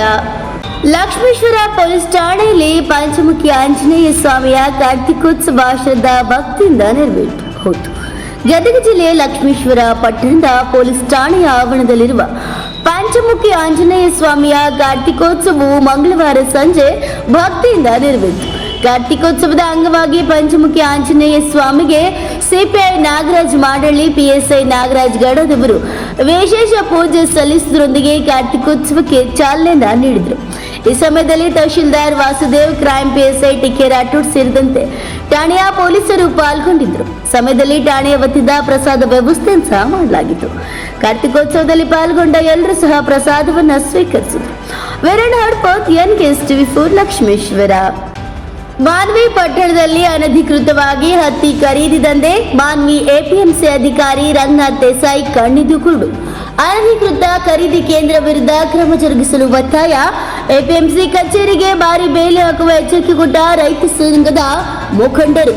ತೂಕದ ಯಂತ್ರದಲ್ಲಿ ರೈತರಿಗೆ ಮೋಸ. ಹೌದು, ರಾಯಚೂರು ಜಿಲ್ಲೆ ಮಾನ್ವಿ ತಾಲೂಕಿನಾದ್ಯಂತ ಅನಧಿಕೃತವಾಗಿ ರಸ್ತೆ ಬದಿಯಲ್ಲಿ ಹತ್ತಿಯನ್ನ ಖರೀದಿ ಮಾಡುತ್ತಿದ್ದು, ಇದನ್ನ ಕ್ರಮ ಜರುಗಿಸಬೇಕಾದ ಎಪಿಎಂಸಿ ಅಧಿಕಾರಿ ರಂಗನಾಥ್ ದೇಸಾಯಿ ಕಣ್ಣಿದ್ದು ಕುರುಡರಾಗಿದ್ದಾರೆಂದು ಕರ್ನಾಟಕ ರಾಜ್ಯ ರೈತ ಸಂಘ ಹಾಗೂ ಹಸಿರು ಸೇನೆ ಮಾನ್ವಿ ತಾಲೂಕಾಧ್ಯಕ್ಷ ಹೊಳ್ಳಪ್ಪ ಉಟುಕುನವರು ಆರೋಪಿಸಿದರು. ರಾಯಚೂರು ಜಿಲ್ಲೆ ಮಾನ್ವಿ ಪಟ್ಟಣದ ಪ್ರವಾಸಿ ಮಂದಿರದಲ್ಲಿ ಸುದ್ದಿಗೋಷ್ಠಿಯಲ್ಲಿ ಮಾತನಾಡಿ, ಅಮಾಯಕ ರೈತರಿಗೆ ಮೋಸ ಮಾಡುವುದರ ಜೊತೆಗೆ ತೂಕದಲ್ಲಿಯೂ ಮೋಸ ಮಾಡುವ ದಂಧೆ ನಡೆದರೂ ಸಹ ಎಪಿಎಂಸಿ ಅಧಿಕಾರಿ ರಂಗನಾಥ್ ದೇಸಾಯಿ ಕ್ರಮ ಜರುಗಿಸದೆ ರಾಜಕಾರಣಿಗಳ ಒತ್ತಡಕ್ಕೆ ಮಣಿದು ಮೌನ ತಾಳಿದ್ದಾರೆಂದು ಕಿಡಿಕಾರಿದರು. ಎಪಿಎಂಸಿ ಅಧಿಕಾರಿ ರಂಗನಾಥ್ ಅವರು ಅನಧಿಕೃತವಾಗಿ ಹತ್ತಿ ಖರೀದಿ ಮಾಡುವ ಕೇಂದ್ರಗಳ ವಿರುದ್ಧ ಕ್ರಮ ಜರುಗಿಸದೇ ಇದ್ದರೆ ಎಪಿಎಂಸಿಗೆ ಭಾರಿ ಬೇಲಿ ಹಾಕುವ ಕೆಲಸ ಮಾಡ್ತೇವೆ ಅಂತ ಎಚ್ಚರಿಸಿದರು. MD Ghouse, NKS TV4 Manvi. Karnataka Rajya Raitha ಸಂಘ ಹಾಗೂ ಹಸಿರು ಸೇನೆ ತಾಲೂಕಾಧ್ಯಕ್ಷರು. ಸರ್, ಇಲ್ಲಿ ಏನು ನಡೀತಿದೆ ಸರ್, ಮಾನ್ವಿ ತಾಲೂಕಿನಲ್ಲಿ ಅಕ್ರಮವಾಗಿ ಹತ್ತಿ ಕೇಂದ್ರಗಳು ಸರ್. ಇದಕ್ಕೆಲ್ಲ ನಾವು ಕಡಿವಾಣ ಹಾಕಕ್ಕೆ ಎಪಿಎಂಸಿ ಕಾರ್ಯದರ್ಶಿಗೆ ರಂಗನಾಥ್ ದೇಸಾಯಿ ಅವರು ಹೇಳಿದ್ರಂತಿಕ ಅವ್ರಿಗೆ ಅಂತ ಸರ್, ನೋಡ್ರಿ ಸರ್, ಅವ್ರನ್ನ ಅಕ್ರಮವಾಗಿ ಅವ್ರನ್ನ ಬಂದ್ ಮಾಡೋಕ್ಕೆ ನಾವು ಹೋದ್ರಂತಿಕ ಇಲ್ಲಿರುವಂಥ ಸ್ಥಳೀಯ ಶಾಸಕರು, ಇಲ್ಲಿರುವಂಥ ಸ್ಥಳೀಯ ಸಚಿವರು, ಇಲ್ಲಿರುವಂಥ ಸ್ಥಳೀಯ MP ಗಳು ಸರ್, ಇವ್ರಿಗೆಲ್ಲ ನಮ್ಗೆ ಜಗ್ಗೆ ಪ್ರಚಾರ ಇದೆ ಸರ್. ಇಲ್ಲ ನಾನು ಇರ್ಬೇಕು, ಇಲ್ಲ ಬಟ್ಟಿಲ್ಲ ಅಂತಿಕ ಅವ್ರು ಅಂಗಡಿ ಇರ್ಬೇಕು ಸರ್ ಅಂದ್ಕೇಸಿ ಅವರು ನಮ್ಮ ಮೇಲೆ ದೌರ್ಜನ್ಯ ಮಾಡ್ತಿದ್ದಾರೆ ಸರ್. ಯಾರು ರಂಗನಾಥ್ ದೇಸಾಯಿ ಅಂದ್ಕೇಸಿ ನಾವು ಮಾಹಿತಿ ಕೇಳಕ್ಕೆ ಹೋದ್ರೆ ಈಗ ಸರ್, ಈಗ ರಂಗನಾಥ್ ದೇಸಾಯಿ ಅವರು ಒಂದು ರೀತಿ ಒತ್ತಡ ಇರ್ತಾರೆ ಅಂತ ಹೇಳ್ತಾ ಇದ್ರಿ. ಯಾರು ಸರ್ ಶಾಸಕರು? ಯಾರು ಸರ್? ನೋಡಿ, ಇಲ್ಲಿರುವಂತಹ ಸ್ಥಳೀಯ ಶಾಸಕರು, ಇಲ್ಲಿರುವಂತಹ ಸ್ಥಳೀಯ ಸಚಿವರು, ಯಾರು ಸರ್ ಸರ್? ನೋಡಿ ಸರ್, GM ಸೌಕಾರ್, ಮತ್ತೆ ಸರ್, ಮತ್ತೆ ಸ್ಥಳೀಯ ಶಾಸಕರಾದಂಥ ಸಚಿವರಾದಂಥ NS ಬೋಸರಾಜ್ ಅವರು, ಮತ್ತೆ ಇಲ್ಲಿ ಸ್ಥಳೀಯ ಮತ್ತೆ ಆಮೇಲೆ MP ಗಳಾದಂಥ G ಕುಮಾರ್ ನಾಯಕ್ ಅವರು. ಅವ್ರಿಗೆ ಏನು ಮಾಡ್ತಾರಂತ ಸರ್? ಏನು ನೋಡಿ ಸರ್, ನಾನು ಇಲ್ಲಿ ಯಾವ್ದಾದ್ರು ಒಂದು ವೇಳೆ ನಾನು ಅಂಗಡಿನ ತೊಗೊಂಡು ಕೇಸಿ ಕಾಟೋ ಅಥವಾ ನಾವು ಕೇಜ್ಗಳನ್ನ ಯಾವ್ದು ಸರ್ ಇದು ತೂಕದ ಯಂತ್ರಗಳು ತೊಗೊಂಬರಂತಿಕ ಇಲ್ಲಿರುವಂಥ ಸ್ಥಳೀಯ ಇರುವಂಥ ಶಾಸಕರು ನಮಗೆ ಜಗ್ಗೆ ಭಾಳ ಒತ್ತಡ ಇದೆ. ಹಂಗಾಗಿ ನಾನು ಅವ್ರನ್ನ ಮುಟ್ಟಕ್ಕಾಗಲ್ಲ ಅಂದ ಕೇಸಿ ಅವರು ಇರುವಂಥ ಎಪಿಎಂಸಿ ಕಾರ್ಯದರ್ಶಿಗಳಾದಂಥ ರಂಗನಾಥ್ ದೇಸಾಯಿ ಅವರು ಹೇಳ್ತಿದ್ದಾರೆ ಸರ್. ಹೌದು ಸರ್, ಈ ರೀತಿಯಾಗಿ ಒಂದು ಜನಪ್ರತಿನಿಧಿ ಮಾಡ್ತಾರಂತ ಅಂದಮೇಲೆ ಹೆಂಗ್ ಸರ್? ಮತ್ತೆ ಸರ್, ಅಕ್ರಮವಾಗಿ ಮಾಡುವಂಥ ಕುಮ್ಮಕ್ ನೀಡುವಂಥ ಇಲ್ಲಿರುವಂಥ ಸ್ಥಳೀಯ ಶಾಸಕರು, ಇಲ್ಲಿರುವಂಥ ಅಧಿಕಾರಿಗಳೇ ಮೇನ್ ಕಾಣ್ತಾರೆ. ಅಧಿಕಾರಿಗಳು ಶಾಸಕರ ಕೈಗೊಂಬೆ ಆಗಿದೆ ಸರ್. ಹಂಗಾಗಿ ಅವರು ಮಾಡುವಂತ ಕೆಲಸಕ್ಕೆ ಸರ್ ಯಾವುದೇ ಉಪಯೋಗ ಇಲ್ದಂಗೆ ಆಗಿದೆ ಸರ್. ರೈತರೆಲ್ಲ ಮತ್ತೆ ಆಮೇಲೆ ನೋಡಿ ಸರ್, ಈಗ ಘೋಷಕ್ಕೆಂದು ಮತ್ತೆ ಹೊಡಿ ಹೋಗ್ಬೇಕು ಸರ್ ಊರು ಬಿಟ್ಕೇಸಿ. ಯಾವ ಊರಿಗೆ ಸರ್? ಅಲ್ಲ ಬೇರೆ ಮತ್ತೆ ಈ ವಲಸೆ ಹೋಗ್ಬೇಕು ಸರ್. ಈಗ ಮತ್ತೆ ಎಲ್ಲೇ ನಾವು ದುಡ್ಕಂತ ಮಕ್ಕ ಹಿಂಗಾದ್ರೆ ಹೆಂಗ್ ಸರ್ ರೈತರ ಗತಿ? ರೈತರ ಗತಿ ಸರ್. ಮತ್ತೆ ಆಮೇಲೆ ಘೋರವಾಗಿದೆ ಸರ್ ರೈತರಿಗೆ ಸರ್. ನೋಡ್ರಿ ಸರ್, ಮುಟ್ಟು ನೋಡ್ಕೋಬೇಕು ಸರ್. ಈಗ ಇಲ್ಲ ನಡೆ ಏನು ಸರ್ ನಿಮ್ಮದು? ಸರ್, ನಡೆ ಏನಿಲ್ಲ ಸರ್. ನಾನು ಮುಂದಿನ ದಿನಗಳಲ್ಲಿ ನಮಗೆ ರೈತರಿಗಿಲ್ಲದ ಎಪಿಎಂಸಿ ನಮಗೆ ಹಾಕಿ ಅನ್ಕೊಂಡು ಕೃಷಿ ನಾವು ಭಾರಿ ಬೆಲೆ ಬೆಳೆಯುವಂತ ನಾವು ಕೆಲಸ ಮಾಡ್ತೀವಿ ಸರ್ ಮುಂದಿನ ವಾರದಲ್ಲಿ. ಏನು ಮಾನ್ವಿ ತಾಲೂಕಿನಲ್ಲಿ ಏನು ಸತತ 1.5-2 ತಿಂಗಳಿಂದ ಏನು ರೈತರು ಹತ್ತಿ ಬೆಳೆಯನ್ನು ಬೆಳೆದಿದ್ದಾರೆ. ಆದರೆ ಈಗ 1.5 ತಿಂಗಳಿಂದ ಮಾರ್ಕೆಟ್ ಪ್ರಾರಂಭ ಆಗಿದೆ. ಆದರೆ ಮಾನ್ವಿಯಲ್ಲಿ APMC ಏನು ಕೃಷಿ ಉತ್ಪನ್ನ ಮಾರುಕಟ್ಟೆಯ ಕಾರ್ಯದರ್ಶಿಗಳು ಇಲ್ಲಿ ಇಡೀ ಟೋಟಲ್ ಮಾನ್ವಿಯಲ್ಲಿರೋಂಥ ರೈತರಿಗೆ ಹತ್ತಿ ಬೆಳೆದಂಥ ರೈತರಿಗೆ ರಕ್ಷಣೆ ಇಲ್ಲದೆ ಹೋಗಿ ಎಲ್ಲಿ ಅಂದ್ರಲ್ಲಿ ಏನು ಸಿನ್ನೂರು ಟು ರಾಯಚೂರು, ಮಾನ್ವಿ ಟು ರಾಯಚೂರು ಎಲ್ಲ ಬೀದಿ ಬದಿಗಳಲ್ಲಿ ಹತ್ತಿ ಮಾರ್ಕೆಟನ್ನು ಮಾಡಿ ಏನು ರಾಯಚೂರಲ್ಲಿ ಏನು ಮಾರ್ಕೆಟ್ ಇದೆ ಹತ್ತಿ 7,500-300 ಇದೆ, ಅದನ್ನು ಮಾನ್ವಿ ತಾಲೂಕಿನಲ್ಲಿ 6,500ವರೆಗೆ ಕೃತಕ ಅಭಾವವನ್ನು ಸೃಷ್ಟಿಸಿ ಏನು ರೈತರಿಗೆ ಬಹುದೊಡ್ಡ ಮೋಸವನ್ನು ಮಾಡ್ತಾ ಇದ್ದಾರೆ. ಹಾಗಾಗಿ ಹಿಂಗೆ ಮೋಸ ಆಗ್ತಾ ಇದೆ, ರೈತರು ಬೆಲೆಯಿಂದ ವಂಚಿತರಾಗ್ತಾ ಇದ್ದಾರೆ ಅಂತೇಳಿ ಏನು ಕಾರ್ಯದರ್ಶಿಗಳಿಗೆ ನಾವು ಲಿಖಿತವಾಗಿ ಮತ್ತು ಮೌಖಿಕವಾಗಿ ತಿಳಿಸಿದಾಗ ಅವರು ಯಾವುದೇ ಅವ್ರ ಮೇಲೆ ಏನು ಅನಧಿಕೃತ ಮಾರಾಟಗಾರರ ಮೇಲೆ ಅವರು ಅಧಿಕಾರವನ್ನು ನಡೆಸಲಾರದೆ ಅವರು ಸತತ 15 ದಿನದಿಂದ ನಾವು ಹೋರಾಟ ಮಾಡಿ ಅವರಿಗೆ ಮೌಖಿಕವಾಗಿ ಲೆಟರ್ ಮುಖಾಂತರ ತಿಳಿಸಿದ್ರು ಇವತ್ತು ಜಾಣ ಕುರುಡರಾಗಿ ಇವತ್ತು ಕೆಲಸ ಮಾಡ್ತಾ ಇದ್ದಾರೆ. ಹಾಗಾಗಿ ಈ ಮಾನ್ವಿ ತಾಲೂಕಿನಂಥ ಕೃಷಿ ಮಾರುಕಟ್ಟೆ ರೈತರಿಗೆ ಯೋಗ್ಯ ಅಲ್ಲ. ಹಾಗಾಗಿ ಈ APMCಯಲ್ಲಿ ಕಾರ್ಯನಿರ್ವಹಿಸತಕ್ಕಂಥ ಕಾರ್ಯದರ್ಶಿಗಳು ರೈತರಿಗೆ ರಕ್ಷಣೆ ಕೊಡುವಲ್ಲಿ ಸಂಪೂರ್ಣ ವಿಫಲವಾಗಿದ್ದಾರೆ. ಇವರು ರೈತರಿಗೆ ನ್ಯಾಯ ಕೊಡಿಸುವಲ್ಲಿ ನಾಲಾಯಕ ಆಗಿದ್ದಾರೆ. ಹಾಗಾಗಿ ಇಂಥ ನಾಲಾಯಕ ಅಧಿಕಾರಿಗಳು ನಮ್ಮ ಮಾನ್ವಿ ತಾಲೂಕಿಗೆ ಬೇಕಾಗಿಲ್ಲ ಅಂತೇಳಿ ಇನ್ನು ಕೆಲವೇ ಒಂದು ಒಳಗಡೆಯಾಗಿ ಕರ್ನಾಟಕ ರಾಜ್ಯ ರೈತ ಸಂಘ ಹಾಗೂ ರೈತರ ಜೊತೆಗೂಡಿ ಏನು ಕೃಷಿ ಉತ್ಪನ್ನ ಮಾರುಕಟ್ಟೆ ಏನಿದೆ ಈ ಇಲಾಖೆಗೆ ಬಾರೇ ಬೇಲಿ ಹಾಕುವ ಮುಖಾಂತರ ನಮಗೆ ನಮ್ಮ ನೆರವಿಗೆ ಇಲ್ಲದಂಥ ಕೃಷಿ ಉತ್ಪನ್ನ ಮಾರುಕಟ್ಟೆ ನಮಗೆ ಯಾಕೆ ಬೇಕು ಅನ್ನೋ ಒಂದು ಉದ್ದೇಶದಿಂದ ಈ ಇಲಾಖೆಗೆ ನಾವು ಬಾರೇ ಬೇಲಿ ಹಚ್ಚುವ ಮುಖಾಂತರ ಒಂದು ಕಾರ್ಯಕ್ರಮವನ್ನು ಬಹುದೊಡ್ಡದಾಗಿ ಹಮ್ಮಿಕೊಳ್ತಾ ಇದ್ದೀವಿ. ಅಲ್ಲ ಸರ್, ಏನಂತಂದ್ರೆ ಈಗ ರಸ್ತೆ ಬದಿಗಳೆಲ್ಲ ಹತ್ತಿ ಖರೀದಿ ಕೇಂದ್ರ ಮಾಡ್ತಾರೆ, ಅದು ಕಾನೂನುಬದ್ಧವಾಗಿದೆನಾ ಅಥವಾ ಅನಧಿಕೃತವಾಗಿದೆನಾ? ಅನಧಿಕೃತ. ಈಗ ಏನು ತಮಗೆಲ್ಲ ಗೊತ್ತಿರ್ಬೋದು, ಏನು ಕೇಂದ್ರ ಸರ್ಕಾರದಲ್ಲಿ ಬಹುದೊಡ್ಡ ಹೋರಾಟ ನಡೆದು ಕೃಷಿ ಕಾಯ್ದೆಗಳನ್ನು ಹಿಂಪಡೆದು ಏನು ಹಲವಾರು ದೀರ್ಘವಾದ ಹೋರಾಟ ಆಯಿತು. ಹಾಗಾಗಿ ಸ್ವಲ್ಪ ರಿಲೀಫ್ ಸಿಕ್ಕು. ಏನು ಅನಧಿಕೃತ ಮಾರಾಟಗಾರರಿದ್ದಾರೆ ಅವ್ರ ಮೇಲೆ ಅವರು ಮಾರಬಾರ್ದಂತೇಳಿ ಒಂದು ಕಾನೂನು ಇದ್ದರೂ ಕೂಡ ಏನು ಅನಧಿಕೃತವಾಗಿ ಯಾರು ಮನಸ್ಸಿಗೆ ಬರುತ್ತಾ ಅವರೆಲ್ಲ ಮಾರಾಟ ಮಾಡೋದಕ್ಕೆ ಸನ್ನದ್ಧರಾಗಿದ್ದಾರೆ. ಅದನ್ನು ತಡೆ ಹಿಡಿಯುವಲ್ಲಿ ಅಧಿಕಾರಿಗಳನ್ನು ವಿಫಲರಾಗಿದ್ದಾರೆ. ಅಲ್ಲ ಸರ್, ಈ ರೀತಿಯಾಗಿ ಒಂದು ರೀತಿಯಲ್ಲಿ ರೈತರು ಬೆಳೆದಿರ್ತಕ್ಕಂಥ ಹತ್ತಿ ಖರೀದಿ ನೆಪದಲ್ಲಿ ರಸ್ತೆ ಬದಿ ನೆಪದಲ್ಲಿ ಒಂದು ರೀತಿಯಲ್ಲಿ ರೈತರಿಗೆ ಮೋಸ ಆಗ್ತಿದಾರ? ಬಹುದೊಡ್ಡ ಮೋಸ. ಯಾವ ರೀತಿ ಸರ್? ಈಗ 7,500 7,300ವರೆಗೆ ಇರೋಂಥ ಹತ್ತಿ ಮಾರ್ಕೆಟನ್ನು ಇವತ್ತು ಕೃತಕವಾಗಿ ಮಾರಾಟಗಾರರು ಎಲ್ಲ ಕೂಡಿ ಇವತ್ತು 6,500 200ವರೆಗೆ ಆ ಕೃತಕ ಮಾರುಕಟ್ಟೆಯನ್ನು ಸೃಷ್ಟಿ ಮಾಡಿದ್ದಾರೆ. ಹಾಗಾಗಿ ಏನು ರೈತ ಏನು ಬೆಲೆ ಏನಾದರೂ ಹತ್ತಿನ ಮಾರಾಟ ಮಾಡಬೇಕಾದ್ರೆ ಇವತ್ತು 6,502 ಮಾರಿ ಕ್ವಿಂಟಲ್ಗೆ 1,500 ಲಾಸ್ ಮಾಡುವ ಮುಖಾಂತರ ಬಹುದೊಡ್ಡ ರೈತರಿಗೆ ಹೊಡೆತವನ್ನು ಕೊಟ್ಟಿದೆ. ಮತ್ತೆ ಇಲ್ಲಿ ಸರ್ಕಾರ ಏನು ಮಾಡ್ತದೆ ಸರ್? ಮತ್ತೆ ಇಲ್ಲಿರ್ತಕ್ಕಂಥ ಜನಪ್ರತಿನಿಧಿಗಳು ಏನು ಮಾಡ್ತಾರೆ ಸರ್? ಈಗ ರೈತರ ಪರವಾಗಿ ರೈತರಿಗೆ ಅನುಕೂಲವಾಗುವಂಥ ಯಾವುದೇ ಒಂದು ಹೋರಾಟಗಾರರು ಧ್ವನಿ ಎತ್ತಿದಾಗ ಅದಕ್ಕೆ ಸ್ಪಂದಿಸುವಂಥ ನೈತಿಕತೆ ಇಲ್ಲಿರತಕ್ಕಂಥ ಶಾಸಕರಿಗಾಗಿರ್ಬೋದು, ಇಲ್ಲಿರ್ತಕ್ಕಂಥ ಜನಪ್ರತಿನಿಧಿಗಳಾಗಿರ್ಬೋದು ಯಾವುದೂ ಗಮನಕ್ಕೆ ಬರೋದಿಲ್ಲ. ಯಾರು ಸರ್ ಶಾಸಕರಾಗಿದ್ದಾರೆ? ಅಲ್ಲ, ಇಲ್ಲಿ ಮಾನ್ಯ ಶಾಸಕರು ಅಂಪಾಯಿ ಸೌಕಾರ ಆಗಿರ್ಬೋದು, ಮಾನ್ಯ ಸಚಿವರು ಬೋಸರಾಜ್ ಅವರಾಗಿರ್ಬೋದು, ಇಂಥ ರೈತರಿಗೆ ಒಳಿತಾಗುವಂಥ ಏನು ಕೆಲಸಗಳಿಗೆ ಯಾರು ಧ್ವನಿಗೂಡಿಸ್ತಾರ, ಇಲ್ಲಿ ಏನು ಆಗ್ತಾ ಇದೆ ಅದನ್ನೆಲ್ಲ ತಡೆ ಇಟ್ಟುವಂಥ ಪ್ರಯತ್ನ ಮಾಡಿ ಇವತ್ತು ರೈತರಿಗೆ ಎಲ್ಲರಿಗೆ ನ್ಯಾಯಯುತವಾಗಿ ಬೆಲೆ ಕೊಡಿಸುವಂಥ ಪ್ರಯತ್ನ ಮಾಡಬೇಕಾಗಿತ್ತು. ಆದರೆ ಮಾಡ್ತಾ ಇಲ್ಲ ಅನ್ನೋ ಕಾರಣಕ್ಕೆ ಏನಂತಂದರೆ ನಾವು ಅವರೆಲ್ಲರೂ ರೈತ ವಿರೋಧಿಗಳಂತೇಳಿ ಈ ಮೂಲಕ ಹೇಳಕ್ಕೆ ಬಯಸ್ತಾ ಇದ್ದೀವಿ. ಉದ್ದೇಶ ಏನು ಮಾನ್ವಿ ತಾಲೂಕಿನಲ್ಲಿ ಏನು ಹತ್ತಿ ಮಾರಾಟ ಅನಧಿಕೃತವಾಗಿ ರಸ್ತೆ ಬದಿಗಳಲ್ಲಿ ಎಲ್ಲೆಂದರಲ್ಲಿ ಬೇಕಾಬಿಟ್ಟಿಯಾಗಿ ಇವತ್ತು ದಂಧೆಕೋರರು ದೊಡೆಕೋರರು ತರ ಇವತ್ತು ತೆಲೆಯುತ್ತಿದ್ದಾವ. ಅದಕ್ಕೆ ಕಡಿವಾಣ ಆಗ್ಬೇಕಂತ ಕೃಷಿ ಉತ್ಪನ್ನ ಮಾರುಕಟ್ಟೆಯ ಸದಸ್ಯರಾದಂತಹ ಕಾರ್ಯದರ್ಶಿ ಆದಂತಹ ರಂಗನಾಥ್ ದೇಸಾಯಿ ಅವರು ಕಣ್ಣಿದ್ದು ಕುರುಡನಂತೆ ಜಾಣ ಕುರುಡತನ ಪ್ರದರ್ಶನ ಮಾಡಿ ಇವತ್ತು ಲಕ್ಷಾಂತರ ರೂಪಾಯಿ ರೈತರಿಗೆ ಬೆಲೆಯಲ್ಲಿ ನಷ್ಟ ಆಗ್ತಾ ಇದೆ. ಇವತ್ತು ಏನಂತಂದ್ರೆ ಇವತ್ತು 7,521 ಅನ್ನೋ ರೀತಿಯಾಗಿ ಇವತ್ತು CC ಖರೀದಿ ಕೇಂದ್ರ ತೆಗೆದ್ರೂ ಇವತ್ತು ಕೂದಲಳತೆ ದೂರದಲ್ಲಿರುವಂತಹ ರಸ್ತೆ ಬದಿಗಳಲ್ಲಿ ಇವತ್ತು 6,500 ಇವತ್ತು ಹತ್ತಿಯನ್ನ ತಗೊಂತಾ ಇದ್ದಾರೆ. ಅದು ಪರವಾನಗಿ ಇಲ್ಲದೆ ಅನಧಿಕೃತವಾಗಿ ಇವತ್ತು ತಗೊಂತಾ ಇದ್ದಾರೆ ಅಂತಂದ್ರೆ ಇವತ್ತು ಕಡಿವಾಣ ಹಾಕುವಲ್ಲಿ ಸಂಪೂರ್ಣ ಕಾರ್ಯದರ್ಶಿಗಳು ವಿಫಲರಾಗಿದ್ದಾರೆ. ಇವತ್ತು ಮಾನ್ವಿ ಮಾರುಕಟ್ಟೆ ಸಂಪೂರ್ಣ ರೈತರಿಗೆ ರಕ್ಷಣೆ ಇಲ್ಲದಾಗಿ ರೈತರಿಗೆ ಬೆಲೆಯನ್ನ ಇವತ್ತು APMC ಏನು ಉದ್ದೇಶ ಏನಂತಂದ್ರೆ ರೈತರಿಗೆ ನಿಖರವಾದ ಬೆಲೆ ಕೊಡಿಸುವಂತ ಒಂದು ಪಾತ್ರ ವಹಿಸ್ತದೆ. ಹಾಗಾಗಿ ಇಲ್ಲಿ ಬೆಲೆ ಕೊಡಿಸುವಂತ ಪಾತ್ರಕ್ಕೆ ಸಂಪೂರ್ಣವಾಗಿ ನಿರ್ಲಕ್ಷ್ಯ ಆಗಿದೆ. ಇವತ್ತು ಏನು ಪರವಾನಗಿ ಇಲ್ಲದ ದರೋಡೆಕೋರರ ಜೊತೆಗೆ ರೈತರನ್ನ ದರೋಡೆ ಮಾಡಿರುವಂತ ಮಾರಾಟಗಾರರ ಜೊತೆ ಇವತ್ತು ಕಾರ್ಯದರ್ಶಿಗಳು ಶಾಮೀಲಾಗಿದ್ದಾರೆ.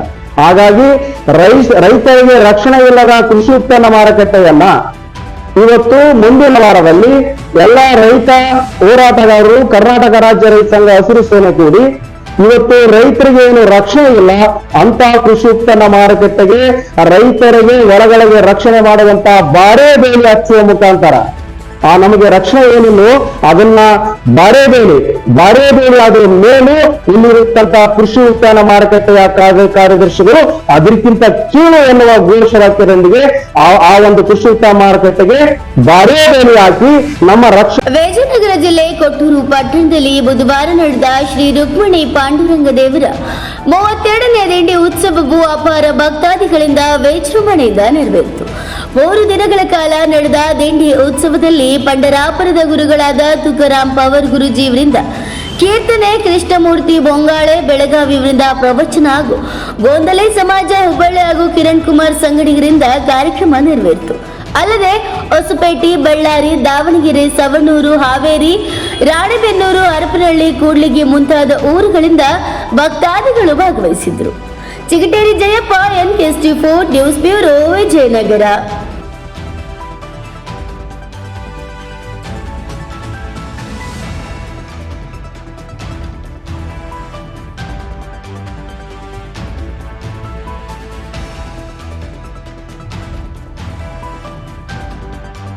ಅಂತಾರಾಷ್ಟ್ರೀಯ ಭ್ರಷ್ಟಾಚಾರ ವಿರೋಧಿ ದಿನ ಎಂಬುದು ಕೆಆರ್ಎಸ್ ಪಕ್ಷಕ್ಕೆ ಹೇಗೆ ವಿಶೇಷವಾಗಲಿರುವುದೋ ಹಾಗೆ ವಿಜಯನಗರ ಜಿಲ್ಲೆಯ ಮಹಾಜನತೆಗೆ ಅದಕ್ಕೂ ಮಿಗಿಲಾಗಿ ಮಹತ್ವದ್ದಾಗಿರಲಿದೆ ಎಂಬುದು ಖಾತ್ರಿಯಾದರೆ ಭ್ರಷ್ಟಾಚಾರ ಮುಕ್ತ ವಿಜಯನಗರ ಜಿಲ್ಲೆ ನಾಳೆ ತಲೆ ಎತ್ತಿನಿರುವುದರಲ್ಲಿ 2 ಮಾತಿಲ್ಲ. ಇದು ಕಟ್ಟುಕತೆಯೂ ಅಲ್ಲ, ನಿಮ್ಮ ಕಿವಿ ಮೇಲೆ ಹೂಯಿಡುವ ಮಾತಂತೂ ಅರಿವೇ ಅಲ್ಲ. ಈ ದೇಶದ ಸಂವಿಧಾನ ಹೇಳ್ತದೆ ಭ್ರಷ್ಟಾಚಾರ ಮುಕ್ತ ಆಡಳಿತ ನೀಡಬೇಕೆಂದು. ಅದರಡಿ ಎಲ್ಲ ಕಾನೂನುಗಳು ಅದನ್ನೇ ಪ್ರತಿಪಾದಿಸುತ್ತದೆ. ಆದರೂ ನಮ್ಮ ದೇಶದ ನಾಡಿನಲ್ಲಿ ಜಿಲ್ಲೆಯಲ್ಲಿ ಭ್ರಷ್ಟಾಚಾರ ಎಂಬುದು ಯಥೇಚ್ಛವಾಗಿ ಅಡಿಗಡಿಗೂ ತಾಂಡವಾಡುತ್ತಿದೆ. ವಿಜಯನಗರ ಜಿಲ್ಲೆಯ ಮಟ್ಟಿಗೆ ಆಡಳಿತಾಂಗದ ಪ್ರಮುಖ ಅಧಿಕಾರಿಗಳು, ಜಿಲ್ಲಾಧಿಕಾರಿಗಳು, ಜಿಲ್ಲಾ ಪಂಚಾಯತ್ ಸಿಇಒ, SP ಆಗಿರ್ತಾರೆ. ಹಾಗೆಂದೇ ಈ ವರ್ಷಕ್ಕೆ ನಾವು ಅಂತಾರಾಷ್ಟ್ರೀಯ ಭ್ರಷ್ಟಾಚಾರ ವಿರೋಧಿ ದಿನವನ್ನ ಇವರೊಂದಿಗೆ ಕೂಡಿ ಆಚರಿಸುತ್ತಿದ್ದೇವೆ. ಅವರ ಜೊತೆ ಲೋಕಾಯುಕ್ತ DYSP ಅವರನ್ನು ಆಹ್ವಾನಿಸಿದ್ದೇವೆ. ಜಿಲ್ಲಾಧಿಕಾರಿ MS ದಿವಾಕರ್ ಅವರು ಕಾರ್ಯಕ್ರಮ ಉದ್ಘಾಟಿಸಲು ಒಪ್ಪಿಕೊಂಡಿದ್ದಾರೆ. ಇನ್ನು ಜಿಲ್ಲಾ ಪಂಚಾಯತ್ ಸಿಇಒ ನೊಂಗಾಯ್ಡ್ ಮೊಹಮ್ಮದ್ ಅಲಿ ಅಕ್ರಮ್ ಶಾ, ವಿಜಯನಗರ ಜಿಲ್ಲಾ SP ಹರಿಬಾಬು BL ಅವರು ಮುಖ್ಯ ಅತಿಥಿಗಳಾಗಿ ಭಾಗವಹಿಸಲು ಒಪ್ಪಿಕೊಂಡಿದ್ದಾರೆ. ಇನ್ನು ಲೋಕಾಯುಕ್ತ DSP ಅವರ ಮಾಹಿತಿ ಅಂತಿಮ ಆಗಲಿದೆ ಅಂತ ಮಾಜಿ ಜಿಲ್ಲಾ ಪ್ರಧಾನ ಕಾರ್ಯದರ್ಶಿ KRS ಪಕ್ಷ ಹೊಸಪೇಟೆ ಇವರು ತಿಳಿಸಿದರು. Chigateri Jayappa, NKST4 news bureau, Vijayanagara. ಇದಿಷ್ಟು ಇದರಿಂದ ಪ್ರಮುಖ ಸುದ್ದಿಗಳ ನ್ಯೂಸ್ ಬುಲೆಟಿನ್. ನಿರಂತರ ಸುದ್ದಿಗಳಿಗಾಗಿ ನೋಡ್ತಾ ಇರಿ NKS TV4, ಇದು ನಿರಂತರ ಕಾರ್ಯಪಡೆ.